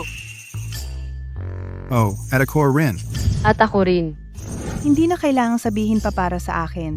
Nakita mo na lahat. Hindi naman kailangan dalhin sa presinto. Kung gayon, ang gasto sa paggamot dapat bayaran, tama ba? Siyempre, babayaran ko ang paggamot. Pero bago bayaran ang paggamot, gusto kong hilingin si Miss Shen na bayaran ng damit na ito ibayad. Magkano ba ang halaga ng isang damit? Itong palda, hindi ko pa ito nakita. Hindi ito mamahaling damit. Murang damit. Magkano ba iyan? Talagang hindi mahal. Mga 8 million lang. Luyu, nanloloko ka. 8 milyon. Nakita mo na ba ang 8 milyon? Parang gusto mo lang magsamantala, di ba? Bakit magkakagusto ang pamilya Feng? Sa mga taong nanloloko. Oo nga. Paano mo mapapatunayan na ang damit mo ay nagkakahalaga ng 8 milyon? Tingnan nyo. Dumating si Eric. Si Eric mismo ang dumating. Mamaya, kukuha ako ng autograph photo. Ito ang paboritong designer ng nanay ko. Mr. Feng, dala ko na ang mga damit na hiniling mo. Miss Lu, pwede ka nang magpalit ng damit. Hindi kaya. Ang taong nag-isa sa styling room kahapon ay si Luyu. Talaga? Ang gown na ito ay gawa ng aking guro na siyang huling obra ni Mrs. Ross. 8 milyon ay isa lang sa mga gastos nito. Ito ay napakamahal at bihirang mabili. Kaya, ang babaeng ito 6 milyon. Pwede kang magbayad ngayon din. O pagkatapos naming umalis sa korte tayo magkita. Sa oras na iyon ang halaga nito ay higit pa sa 8 milyon. Mga gastador, naglakas loob silang bigyan ng isang bastarda ng napakamahal na damit. Miss Shen, ito ay handaan ng pamilya Feng. Dahil dinumihan mo ang kanyang damit, magbayad ka ay makatarungan.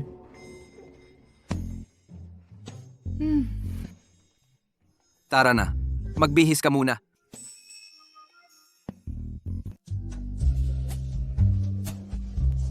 Patuloy ang handaan. Susunod, magpapatuloy ang handaan. Magsisimula na tayo ng pinakamahalagang bahagi ng handaan. Pagtatanghal ng talento. Hindi na kailangan, di ba? Sa tingin ko, si Luyu ay itinakda na bilang manugang ng pamilyang Feng. Oo nga.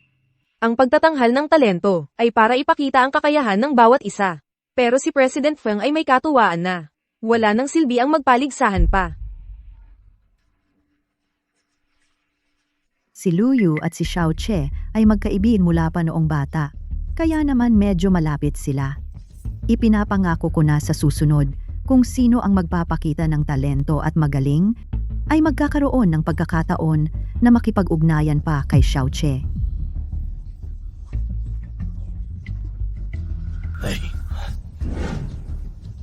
Hindi ka ba tiwala? Ngayon, ipapakita ko sa iyo ang agwat mo sa mga dalagang mayayaman. Sila ay tinuruan ng musika, chess, kaligrafya at pagpipinta. Tinuturuan ng mga dalubhasa, maganda ang asal at itsura, paano ka makakalaban? Lola, sinabi ko na. Si Yu-er lang ang nasa puso ko. Kahit ano pa sila.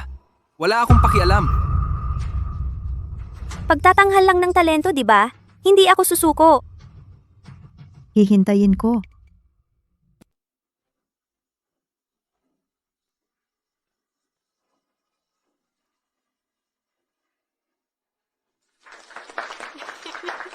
Wala namang maganda. Salamat kay Miss Zangsa, solo ng violin. Susunod ay, kay Binibini ng Taobo Group para sa pagtatanghal ng saxophone. Ang binibining tao na ito ay nag-aral sa master saxophonist na si Ginang. Lang. Para mapakasal kay Boss Feng. Lahat tayo ay naglabas ng kanilang pinakamahusay na kakayahan. Sa tingin ko, ang pinaka-promising ngayon ay ito mula sa pamilya Tao. Susunod, ikaw na. Pupunta ako magpalit ng damit. Kung ayaw mong pumunta, pwede kang hindi. Ako na ang bahala. Alam mo naman, hindi ako sumusuko. Kailangan mo bang maghanda ng instrumento? Hindi na. Ang instrumento ko ay narito na. Hintayin mo ako.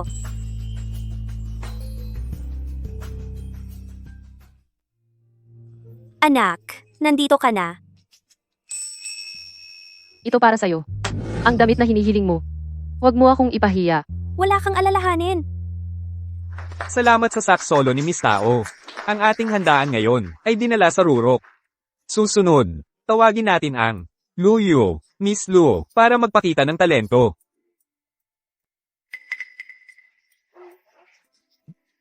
Nasaan na siya? Bakit hindi pa dumarating? Baka naman nakita niyang ang gagaling ng lahat, kaya natakot. Natakot siguro at tumakbo?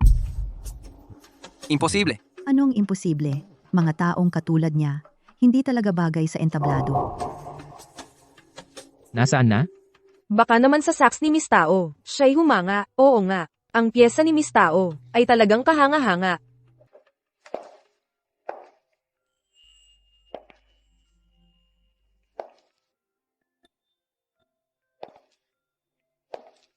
Kaya pala gusto ni Master Feng, itong si Miss Lu ang taglay niyang aura, masasabing isa siyang sosyal na dilaga ng Rongcheng, hindi naman sobra. Nako, akala ko, isang dilag mula sa anong dinastiya ang lumalapit sa atin. Si UR ay hindi na kailangang magpakita ng talento. Ang talento niya ay ang kanyang kagandahan. Anong silbi kung maganda ang damit? Ang talento ay talento. Oy, ano to? Parang suona. Hindi ba ito pang ilibing? Luyo, bumaba ka. Luyo, naglabas ka ng napakamalas na bagay? Sinasadya mo bang inisin ako? Ang suona ay isang tradisyonal na instrumentong Chino. Ito ay nakalista bilang pambansang intangible cultural heritage. Mula pa noong sinaunang panahon, sa kasalan at libing, ginagamit ang suona. Bakit mo sasabihing malas? Ang ilang mga tao, walang alam. Pwedeng magbasa-basa ng libro. Marunong ba siyang tumugtog? Ang tradisyonal na instrumentong ito, konti na lang ang natututo. Kahit marunong, hindi naman magaling. Baka naghahanap ng shortcut. Sa halip, lalong magiging masama.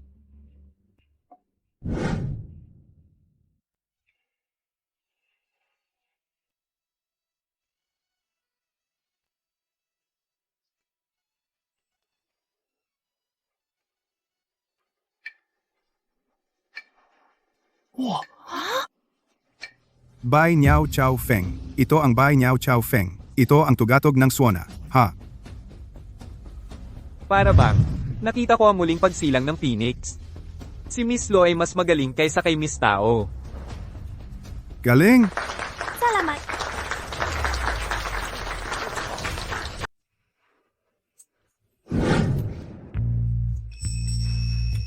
Nakikita ko ang pamilya Feng, ang ugali ni Chairman Feng, at ng kanyang asawa, ang manugang na babae ng pamilya Feng. Tiyak na si Miss Lu na iyon. Ano ang gagawin mo? Alam ninyo po, Hindi pa ako pumapayag. Nanay, may sarili silang desisyon ang mga bata. Si Lola ay talagang malabo na ang mata. Tumanggi siya sa napakabuting manugang. Lahat, sumama kayo sa akin. Tara na.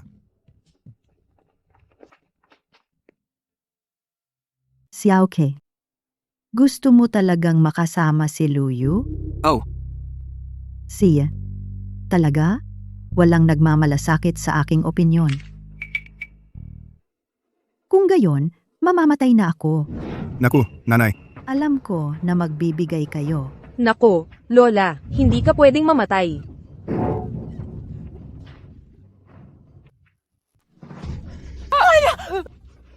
Sagipin mo ako. Ay, Lola, bakit ka nag-iisip ng ganyan? Huwag magamitin ang Heimlich Maneuver. Anong maneuver? Hindi ko alam kung paano. Ako na.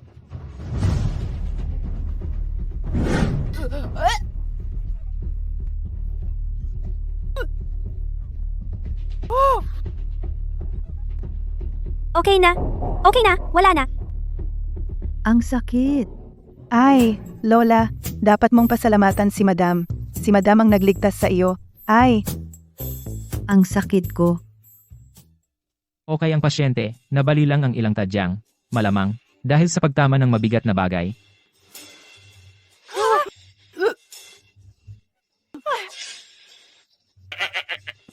kumusta na si Lola? Okay lang Wangma. Salamat sa iyo mamaya. Bibigyan kita ng 20,000 piso na bonus. Ay, salamat kuya, salamat Madam. Tito at tita, iligtas ninyo ako. Ang tatay ko, ibebenta ako sa matandang lalaki kapalit ng pera. Anong problema? Maupo ka at dahan-dahan nating pag-usapan. Gia, sumama ka na sa akin. Sandy, Di May, maupo ka at dahan-dahan nating pag-usapan. Tito at tita, hindi ako sasama sa kanila. Sila. Gusto nila akong pakasalan si Wang Gui. Alam ninyo naman, pinatay na ng taong iyon ang tatlo niyang asawa. Tama na. Sinabi ni Wang Gui. Naaalagaan ka niya ng mabuti. Para pakasalan ka. Handang magbigay ng 2 na milyong piso bilang dote. Ito ang down payment para sa bahay ng kapatid mo, di ba? Tama. Lausan, hindi dapat sabihin niyan. Pareho lang mahalaga ang anak na babae at lalaki. Anong panahon na ito? Ang pag-aasawa ay kalayaan ng mga anak. Kayo, hindi dapat masyadong makialam. Kuya, huwag mong isipin na hindi ko alam ang iyong pakana. Sa tingin ko, nagsiselos ka lang. Nakahanap ako ng magandang pamilya para kay Jaja. Ang anak mong babae mula pagkabata ay may sarili ng desisyon. At matapang. Hanggang ngayon, hindi pa rin makapag-asawa. Ikaw? Sino ang nagsabing hindi makapag-asawa ang anak ko? Ang nobyo ng anak ko ay napakahusay. Kahit sino ay kayang magyabang. Tama. Tito San at Tita San, nandito rin pala kayo. Isda, halika. Tatay, nanay. Anong nangyari? Ate, Buti na lang dumating ka. Ang mga magulang ko, ipagbibili ako sa matandang lalaki para sa pera. para pambili ng bahay ng kapatid ko? Totoo ba sinasabi ni Jaja? Ano kung totoo? Wala kang karapatan makialam sa mga bagay-bagay ng pamilya namin. Huwag mong akalaing hindi ko alam. Natatakot ka lang yumaman ang pamilya namin. Kayo mahirap na nga inggit pa sa tagumpay ng iba. Tama, kuya. Disiplinahin mo si Luyo. Ang babaeng tulad niya. Sino ang magpapakasal? Ang anak ko ay magpapakasal. Bala Dati nagdala ako ng mga lokal na produkto para kay Yuer. Hindi niya tinanggap. Ngayon, may dala rin ako para sa inyo. Pero huwag kayong mag-alala. Hindi ito bride price. Ang bride price ay hiwalay na usapan. TSK. Gamit ang lokal na produkto bilang bride price. Ang kapal ng mukha. Kanina lang sinasabi mo na ang nobyo ni Luyu ay napakahusay. Sa tingin ko hindi rin naman ganoon kagaling.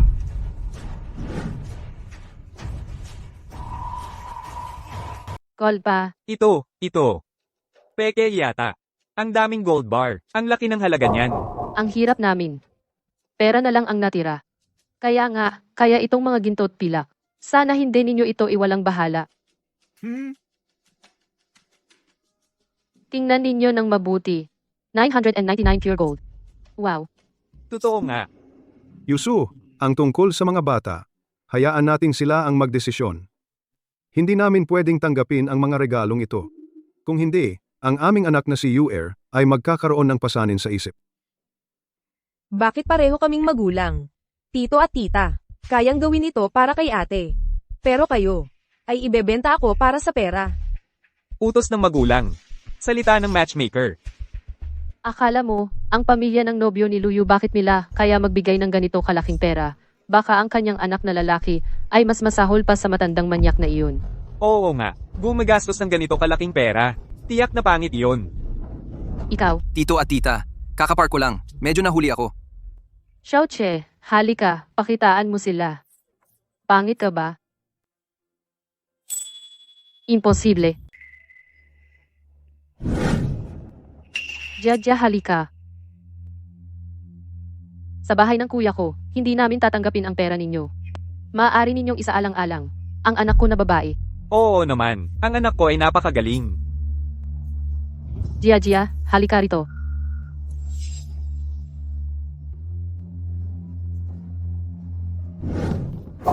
Bibilang ako ng 3 beses. Kung hindi kayo aalis, hindi na ako magiging magalang. Luya umalis.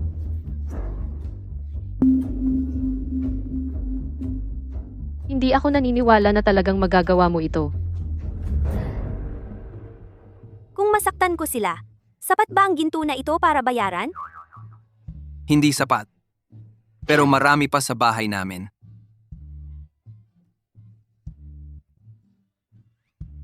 Mabilis na umalis.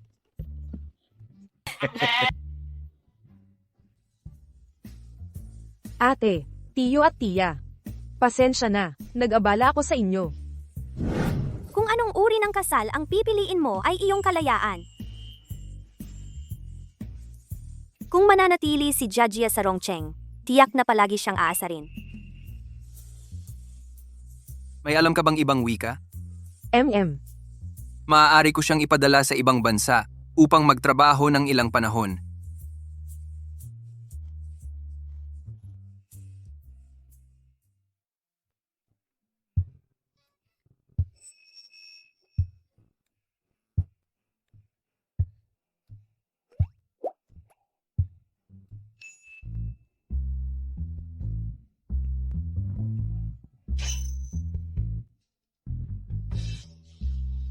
Kayo, nagdesisyon na bang magsama? Ah. Xiao Che, kailangan mong maging mabuti kay Yuer kung hindi babaliin ko ang mga binti mo. Tito, huwag kang mag-alala. Hindi mo dapat biguin si Xiaoche. Kung hindi, babalatan kita. Naku Isa, babaliin ang binti Isa, babalatan. Bakit nagpalit ba kayo ng trabaho? Doktor ng forensic? Xiaoche, dito ka ba matutulog ngayong gabi? Hindi na, okay lang.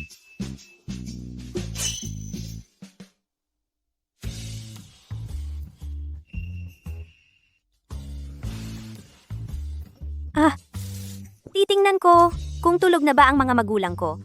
Oh,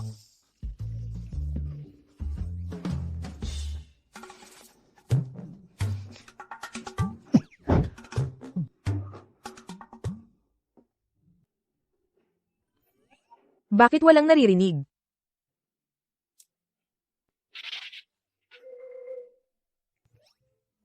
Uuwi na muna ako para magpahinga. Mag-usap kayo. Nako, inihanda na ni nanay ang mga gamit para sa iyo. Nasa bedside table. Nanay, anong mga gamit? Matatanda na kayo. Naiintindihan ni nanay. Narinig ko kay tita. Noong huli kayong nag-business trip, isang gabi kayong hindi nakatulog ng maayos. Kailangan din kayong magpigil, mga bata. Naku, nanay, wala namang nangyari sa amin noong nakaraan. Dinala pa kami sa presinto Kaya medyo kinakabahan pa ako ngayon. Kung hindi, magkahiwalay na lang tayo matulog. Mas kailangan mong matulog. Trial marriage, gets mo? Anong subukan? Paano kung hindi siya kaya? Ay, ma, tigilan mo na. Sige, tigil na. Pasok na, bilis. Ay, pasok.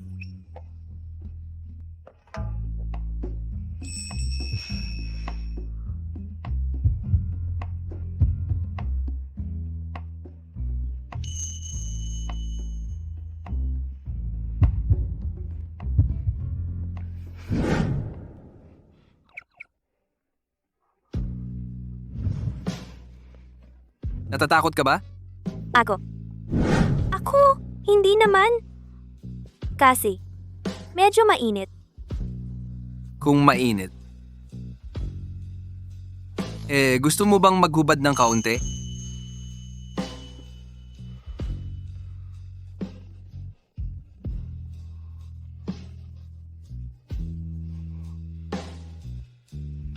Bobo ka pa rin gaya ng dati.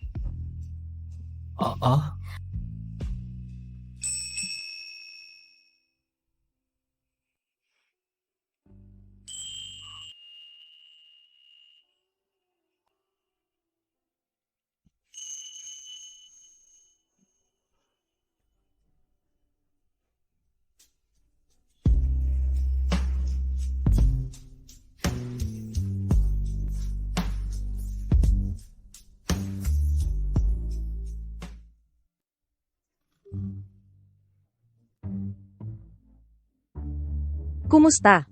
Mas pagod pa kaysa sa gabing pumunta tayo sa pulis. Swerte mo naman.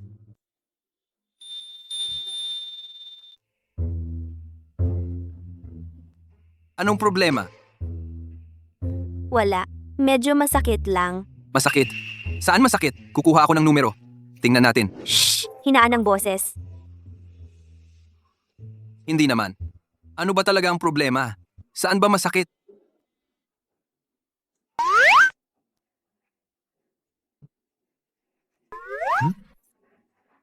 Anong ibig sabihin? Hindi mo pa ba naiintindihan? Ano ang dapat kong intindihin? Saan masakit? Ay, Ginoo at Ginang, nandito na kayo. Nagising na ang matandang Ginang. Wangma! Tara, Talagang hindi ka magpapatingin sa doktor? tahimik!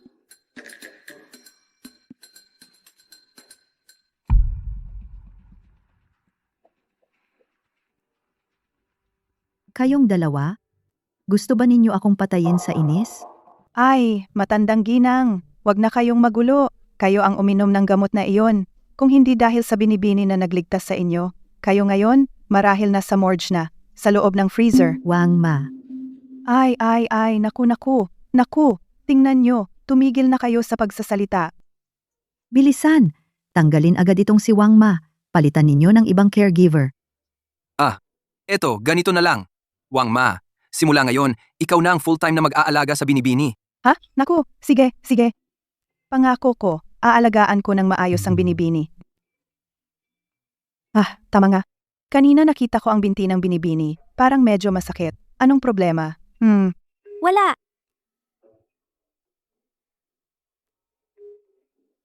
Ah, naiintindihan ko na. Mga bata pa kasi. Hehe. Ano? Wangma! Ay, tingnan mo tong bibig ko. Oo nga, walang timbangan. Sige na, Ma'am Wang. Miss, bibili ba ako ng gamot? Hindi na. Pupunta na ako sa kumpanya. Little fish. Si Ginoo at si Miss. Talagang parang lobot tigre ang edad. Kailangan ko silang palakasin. Ay, nakalimutan kong itanong kung ano ang gusto ni Miss. Gusto ko ng magaan na pagkain sa tanghalian. Madam, ngayon, ako na ang full-time maid ni Miss. Kailangan ko nang umuwi para magluto para sa kanya. Ano ang gusto mong kainin? Sasabihin ko kay Miss.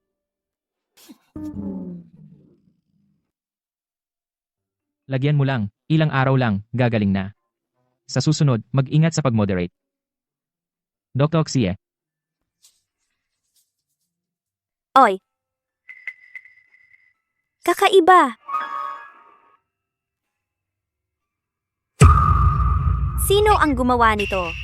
Oo nga pala, Nuyu. Ang proyekto ng pakikipagtulungan sa Hefengshi. Sabi ni Chen Zeng, hindi mo na kailangan pang maging responsable. Pero ako ang nag-propose ng plano na yan. Desisyon yan ng mas nakakataas. Simula ngayon, ililipat ka sa cleaning department. Sa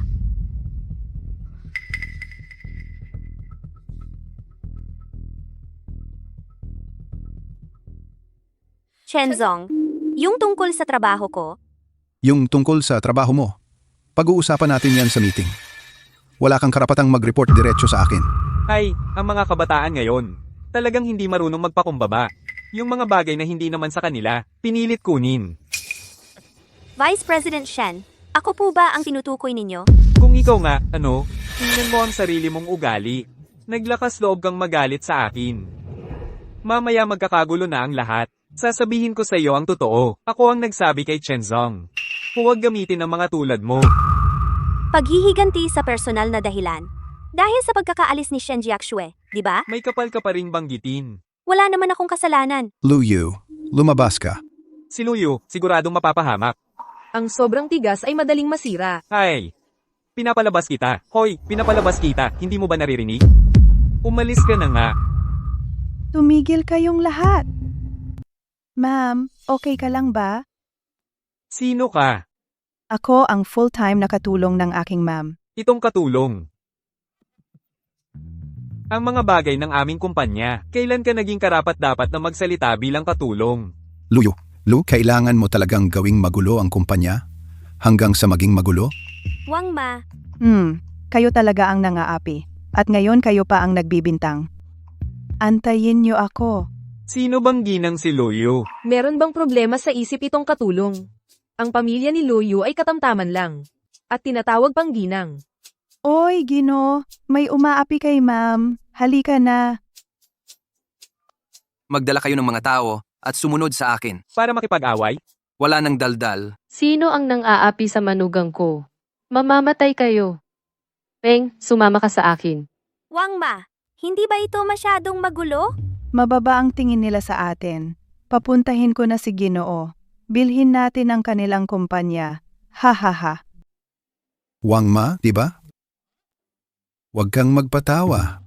Alam mo ba kung magkano ang halaga ng aming kumpanya? Halaga? 100 bilyon. Ano ang gagamitin mo para bilhin? Ano ang gagamitin mo? Wala akong pakialam kung magkano ka. Ngayon na ang oras para ipaghiganti ang aking ginang. Ginang, hindi kayo komportable? Umupo lang kayo at manood. Oy. Ikaw yung kanina naghagis ng folder sa aking ginang, di ba? Oo, ano ngayon?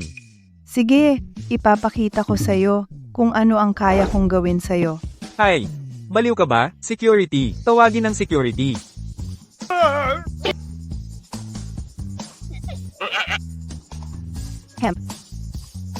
Anong ginagawa mo? Huwag kang lalapit.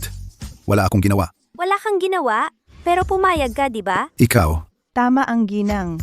Muntik mo na akong maloko. Wang Ma, yun ay isang pagkakamali.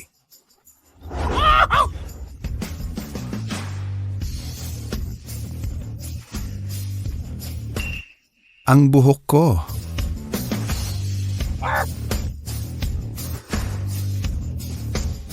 Security, bilis. Dalhin ang baliw na babae na ito at alisin. Huwag kang matakot, madam. Kaya ko ang sakit. Dakpin siya. Dakpin siya. Luyu, noong una, gusto ko lang na umatras ka. Hindi ko inakala na kukuha ka ng mga tao para manakit.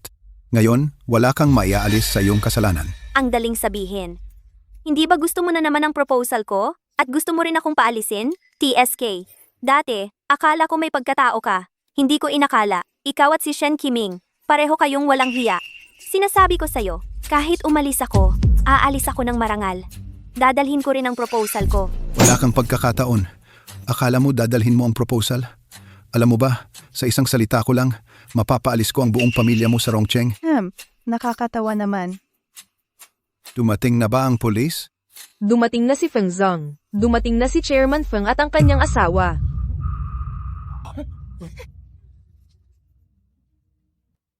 Hi, Chairman Feng. Asawa ni Chairman Feng. Anong hangin ang nagdala sa inyo dito? Kumusta? Wala ka bang nasaktan? Salamat kay Wang Ma. Magaling, Wang Ma. Mr. Chen, dumating na ang pamilya ko. Hindi ba sabi mo kanina, isang salita ay magpapalayas sa amin sa Rongcheng? May bisa pa ba iyon? Miss Lu, ang sinasabi mo naman. Nabulag ka ba? Ito ang manugang ng pamilyang Feng. Manugang? Bilyonaryo pala ang kasamahan ko. Si Luyu pala ay, ang manugang ng isang napakayamang pamilya. Bakit nagtitiis pa siya sa mababang kumpanyang ito? Chairman Feng, ang pagkakakilanlan ng manugang ay, hindi ko talaga alam. At hindi rin sinabi sa akin ni Presidente Feng na sila ay may ganoong relasyon. Maaari ko ba kayong pakiusapan? Bigyan niyo pa ako ng isa pang pagkakataon, okay? Kukunin ko ang kumpanyang ito. Ano? Para laruin ang asawa ko. Magmuni-muni ka sa sarili mo. Huwag kang manggulo ng kahit sino. Tatay, kailangan mong ipaglaban ako. Kagabi, hindi ako nangahas umuwi buong gabi. Anong problema? Nasira ko ang damit ni Luyu. Kailangan kong bayaran siya ng 8 million. At alam mo ba, ang babaeng si Luyu ay talagang ang kasintahan ni Presidente Feng. Anong sabi mo? Bakit hindi mo sinabi kanina? Kung sinabi mo sana kanina, hindi sana nabangkarote ang pamilya natin. Nabangkarote na ang pamilya natin? Pagod na ako. Maligo ka na. Gusto pa ba niya ngayong gabi? Pero ako, Anong problema mo? pagod na ako.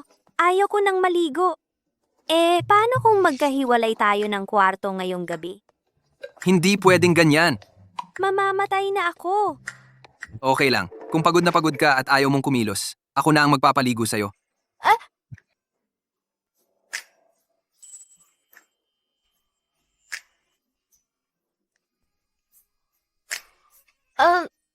Kaya ko naman mag-isa.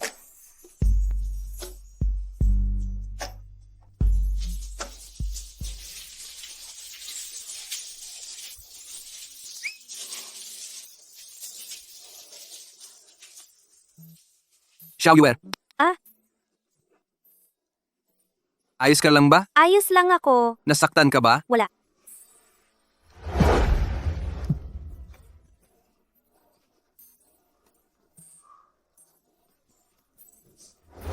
ay hindi pwede. Anong hindi pwede? Masama pakiramdam ko ngayon.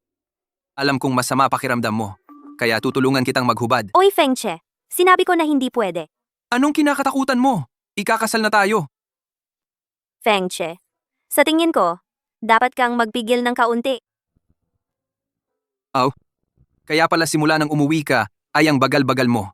Iyon pala ang kinakatakutan mo. Hindi naman ako natatakot.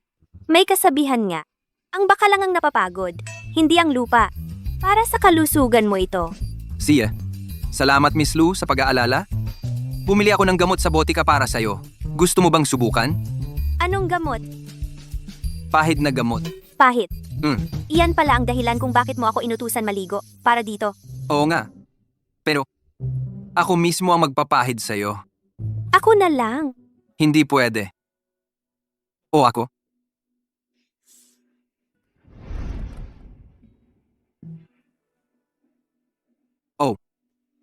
Ako. Yung dalawang pangungusap, hindi ba pareho lang ang ibig sabihin? Isang pangungusap, dalawang kahulugan. Siguradong maiintindihan iyan ng matalinong si Yuer. Tiyak na naiintindihan.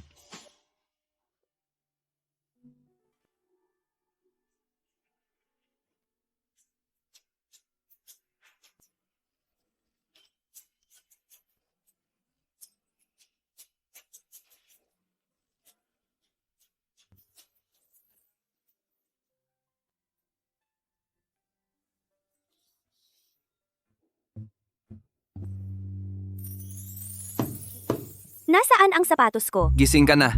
Kain na tayo. Kaya kong maglakad mag-isa. Para mabilis gumaling ang sugat mo, nagpasya akong personal kang alagaan. Tumahimik ka. Oy, Binibini, gising ka na pala. Buong umaga na pong abala si Ginoo. Naghanda siya ng maraming almusal para sa iyo. Wow! Hindi ko alam kung ano ang gusto mong kainin. Kaya nagluto ako ng iba't iba. ito ang konti? Kain ka na. M.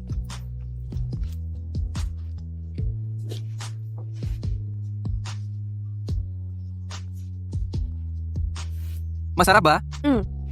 Ang pagmamahal ay parang pag-aalaga ng bulaklak. Tiyak na si Binibini ay lalong gaganda. Tingnan mo nga ako.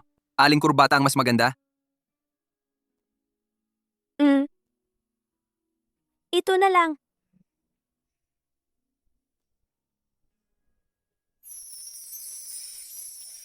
Ikaw, mas mabuti ka na ba? Ano?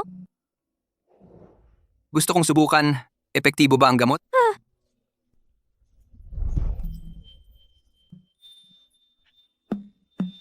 Ikaw ang nagsindi ng apoy. Ikaw ang papatay.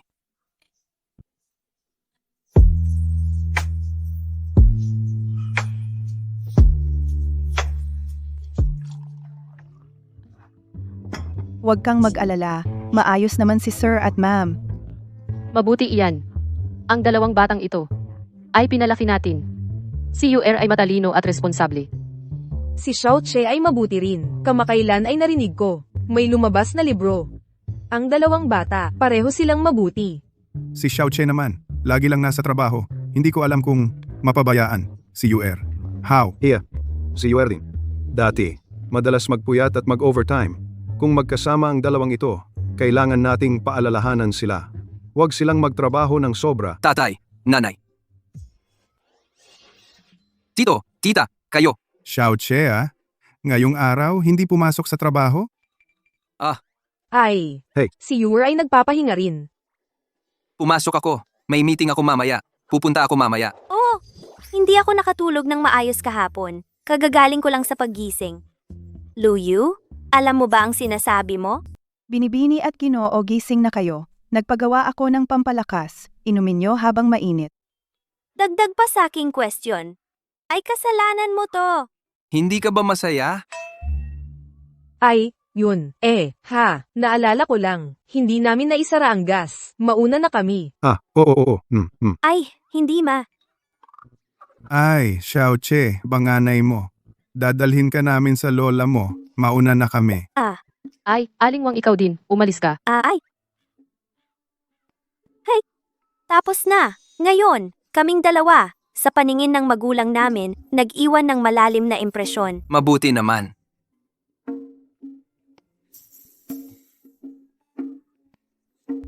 Masarap naman pampalakas.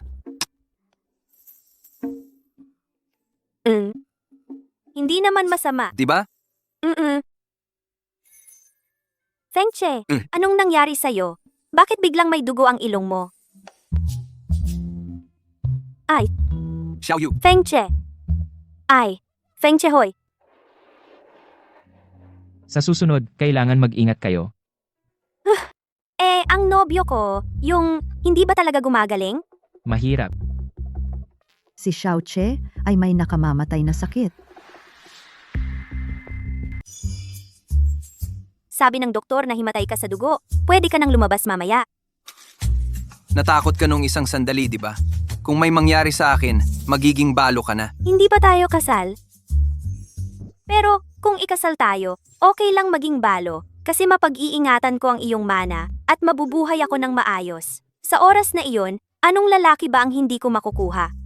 Sige, sandali lang. Pupunta tayo para ikasal. Totohanan mo ba? Totoo.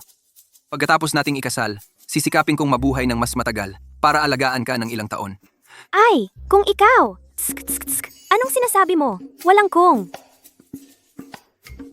Ayaw mo na akong mawala? Oo, kasi ang ilang tao, magamit pa naman.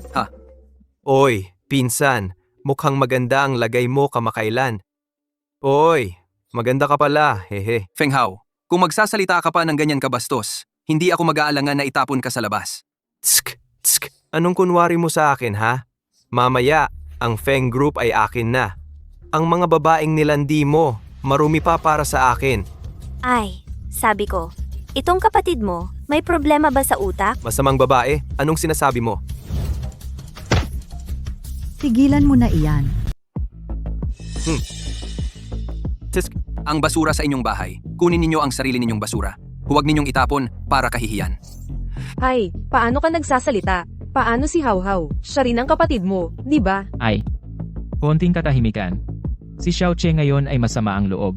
Maintindihan naman. Naku, tigilan na ninyo ang pagtatalo. Lahat tayo ay iisang pamilya. Ang tito at tita mo, ako ang nag-imbita sa kanila. Ano? Hindi kayo komportable sa bahay? Gusto ninyong tumira sa tito? Walang problema. Ikaw. Ang kalagayan mo, alam ko na. Habang kaya mo pang gumalaw, ibibigay mo ang kapangyarihan sa kamay mo. Ibibigay mo kay Hao-Hao. Ano ba itong kalokohan? ang sinabi ni Lola, hindi mo ba naiintindihan? Ah, ikaw, mamamatay ka na. Ipagmana mo sa akin ang Feng Corporation. At saka, mula ngayon, huwag kang mag-astang mayabang. At ikaw naman. Subukan mong ituro sa akin muli. Bitawan. Bitawan mo. Bitawan. Sasabihin ko sa inyo, kahit mamatay man ako, ang aking mana, ang asawa ko lang ang magmamana. Ano ang kinalaman nila?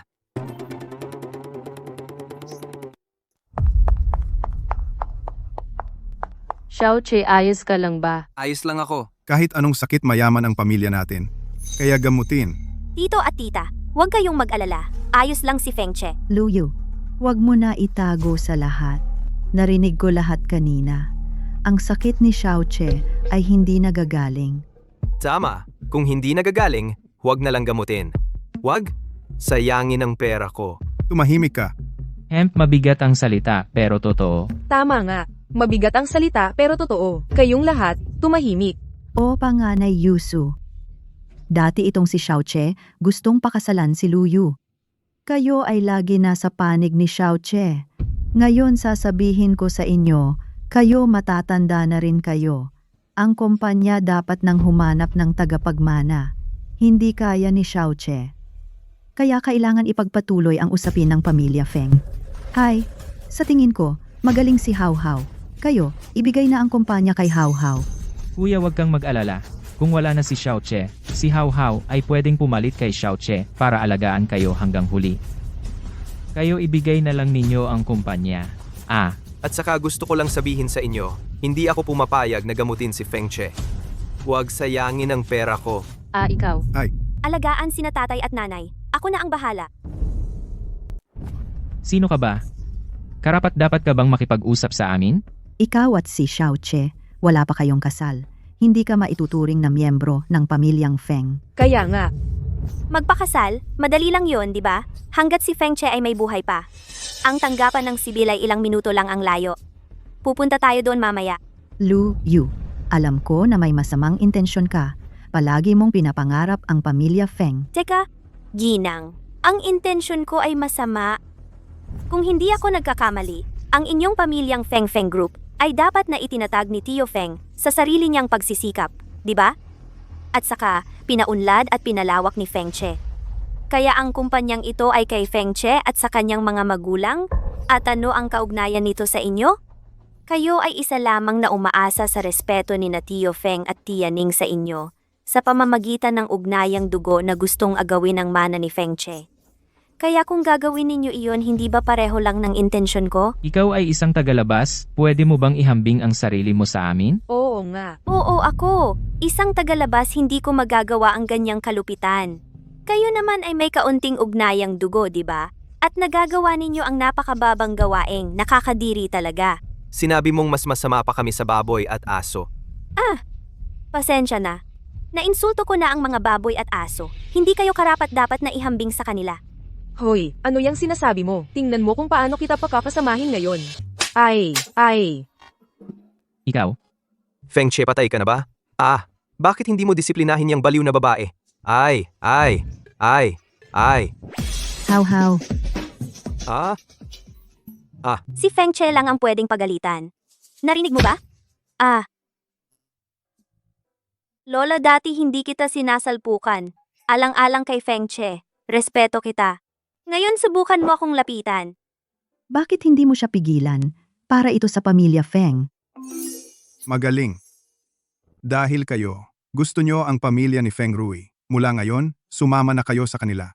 Walang utang na loob ka. Dahil masyado kitang iginagalang. Kaya pinagtiisan ka ni na Yusu at Xiao Che. Nitong mga nakaraang taon, ang dami nilang paghihirap. Ngayon pakiramdam ko, lahat ng ginawa ko ay hindi sulit. Gusto ko lang maging masaya ang pamilya ko. Kahit si Xiao Che. Kung may problema, ibibigay ko ang mana kay UR. Ikaw, nalilito talaga kayo. Ay, Dr. Buti, nandito kayo. Pakisabi sa kanila ang kalagayan ni Feng Che. Mr. Feng umalis na sa ospital, huwag mong sakupin ang kama. Tingnan mo, sabi ko nga, wala nang pag-asa. Lola, huwag kang magsalita ng walang basehan. Ang katawan ni Mr. Feng ay napakalusog. Imposible. Ikaw lang, nakipagsabwatan ka sa doktor para lokohin ako. Ang sabi mo hindi magagamot. Tinanong ko ang doktor kung kaya bang gamutin ang hemophobia ni Feng Che. Sabi ng doktor hindi magagamot. Pasensya na, nabigo ko kayo. Che, wala ka talagang sakit. Natakot kami ng nanay at tatay mo. Wala. Wala na pala. Pasensya na nasira ang plano ninyo.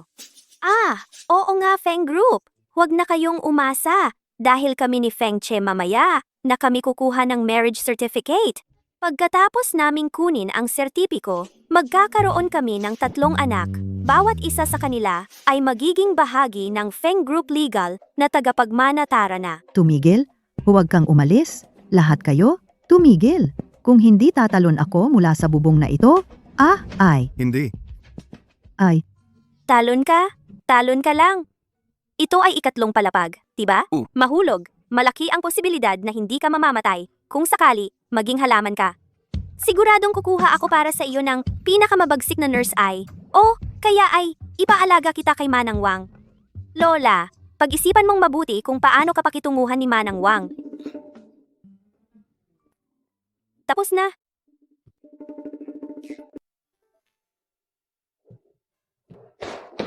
Ay, huli na naman tayo ng isang hakbang. Uy, Mom at Dad, bakit kayo mukhang hindi masaya? Xiao Che, ikaw at si Yuer ay magpapakasal.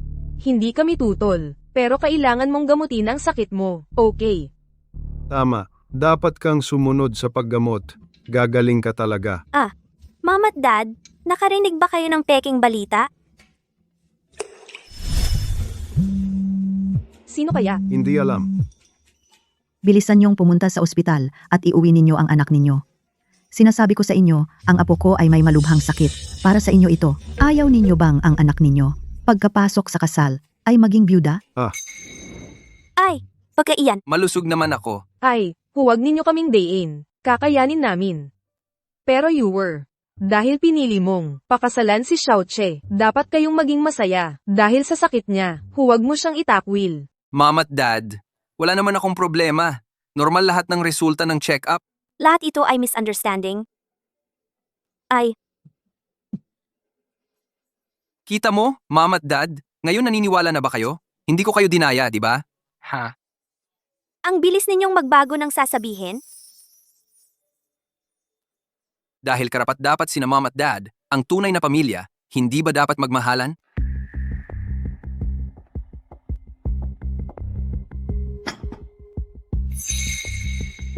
Ito lang ba ang kakainin?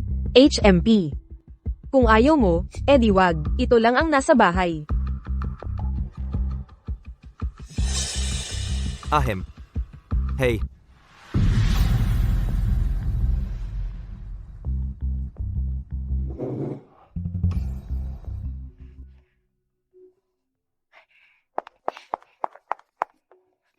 Halika, halika. Kain na, habang mainit pa.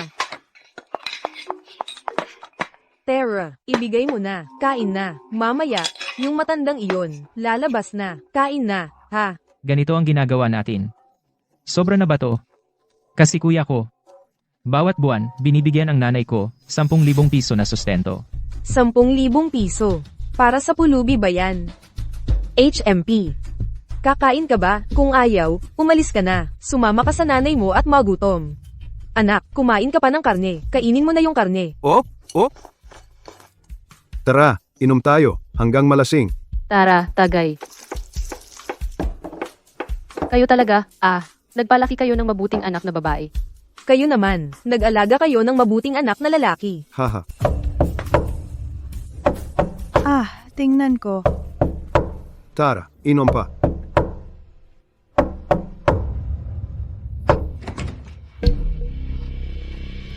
Naku, saan galing yang pulubi?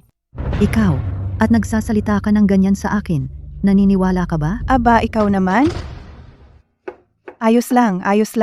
Isang pulubi lang iyon. Kumana tayo, kumana. Hehe. Kain. Ang binibini ay may magandang puso. Hindi ko hahayaan ang matandang bruha na mambuli pa sa kanya.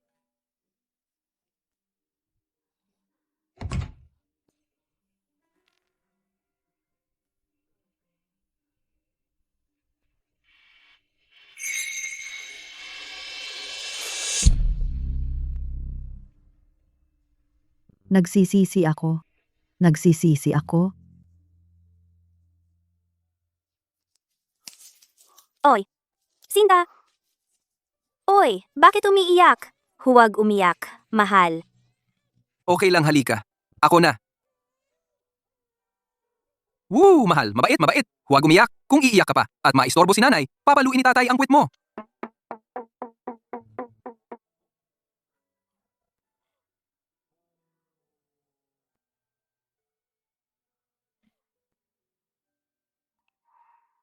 Akala ko ang alaala ng kabataan ay maglalaho sa paglipas ng panahon. Hindi ko inaasahan na pagkalipas ng maraming taon ito ay naging usbong ng ating pag-ibig.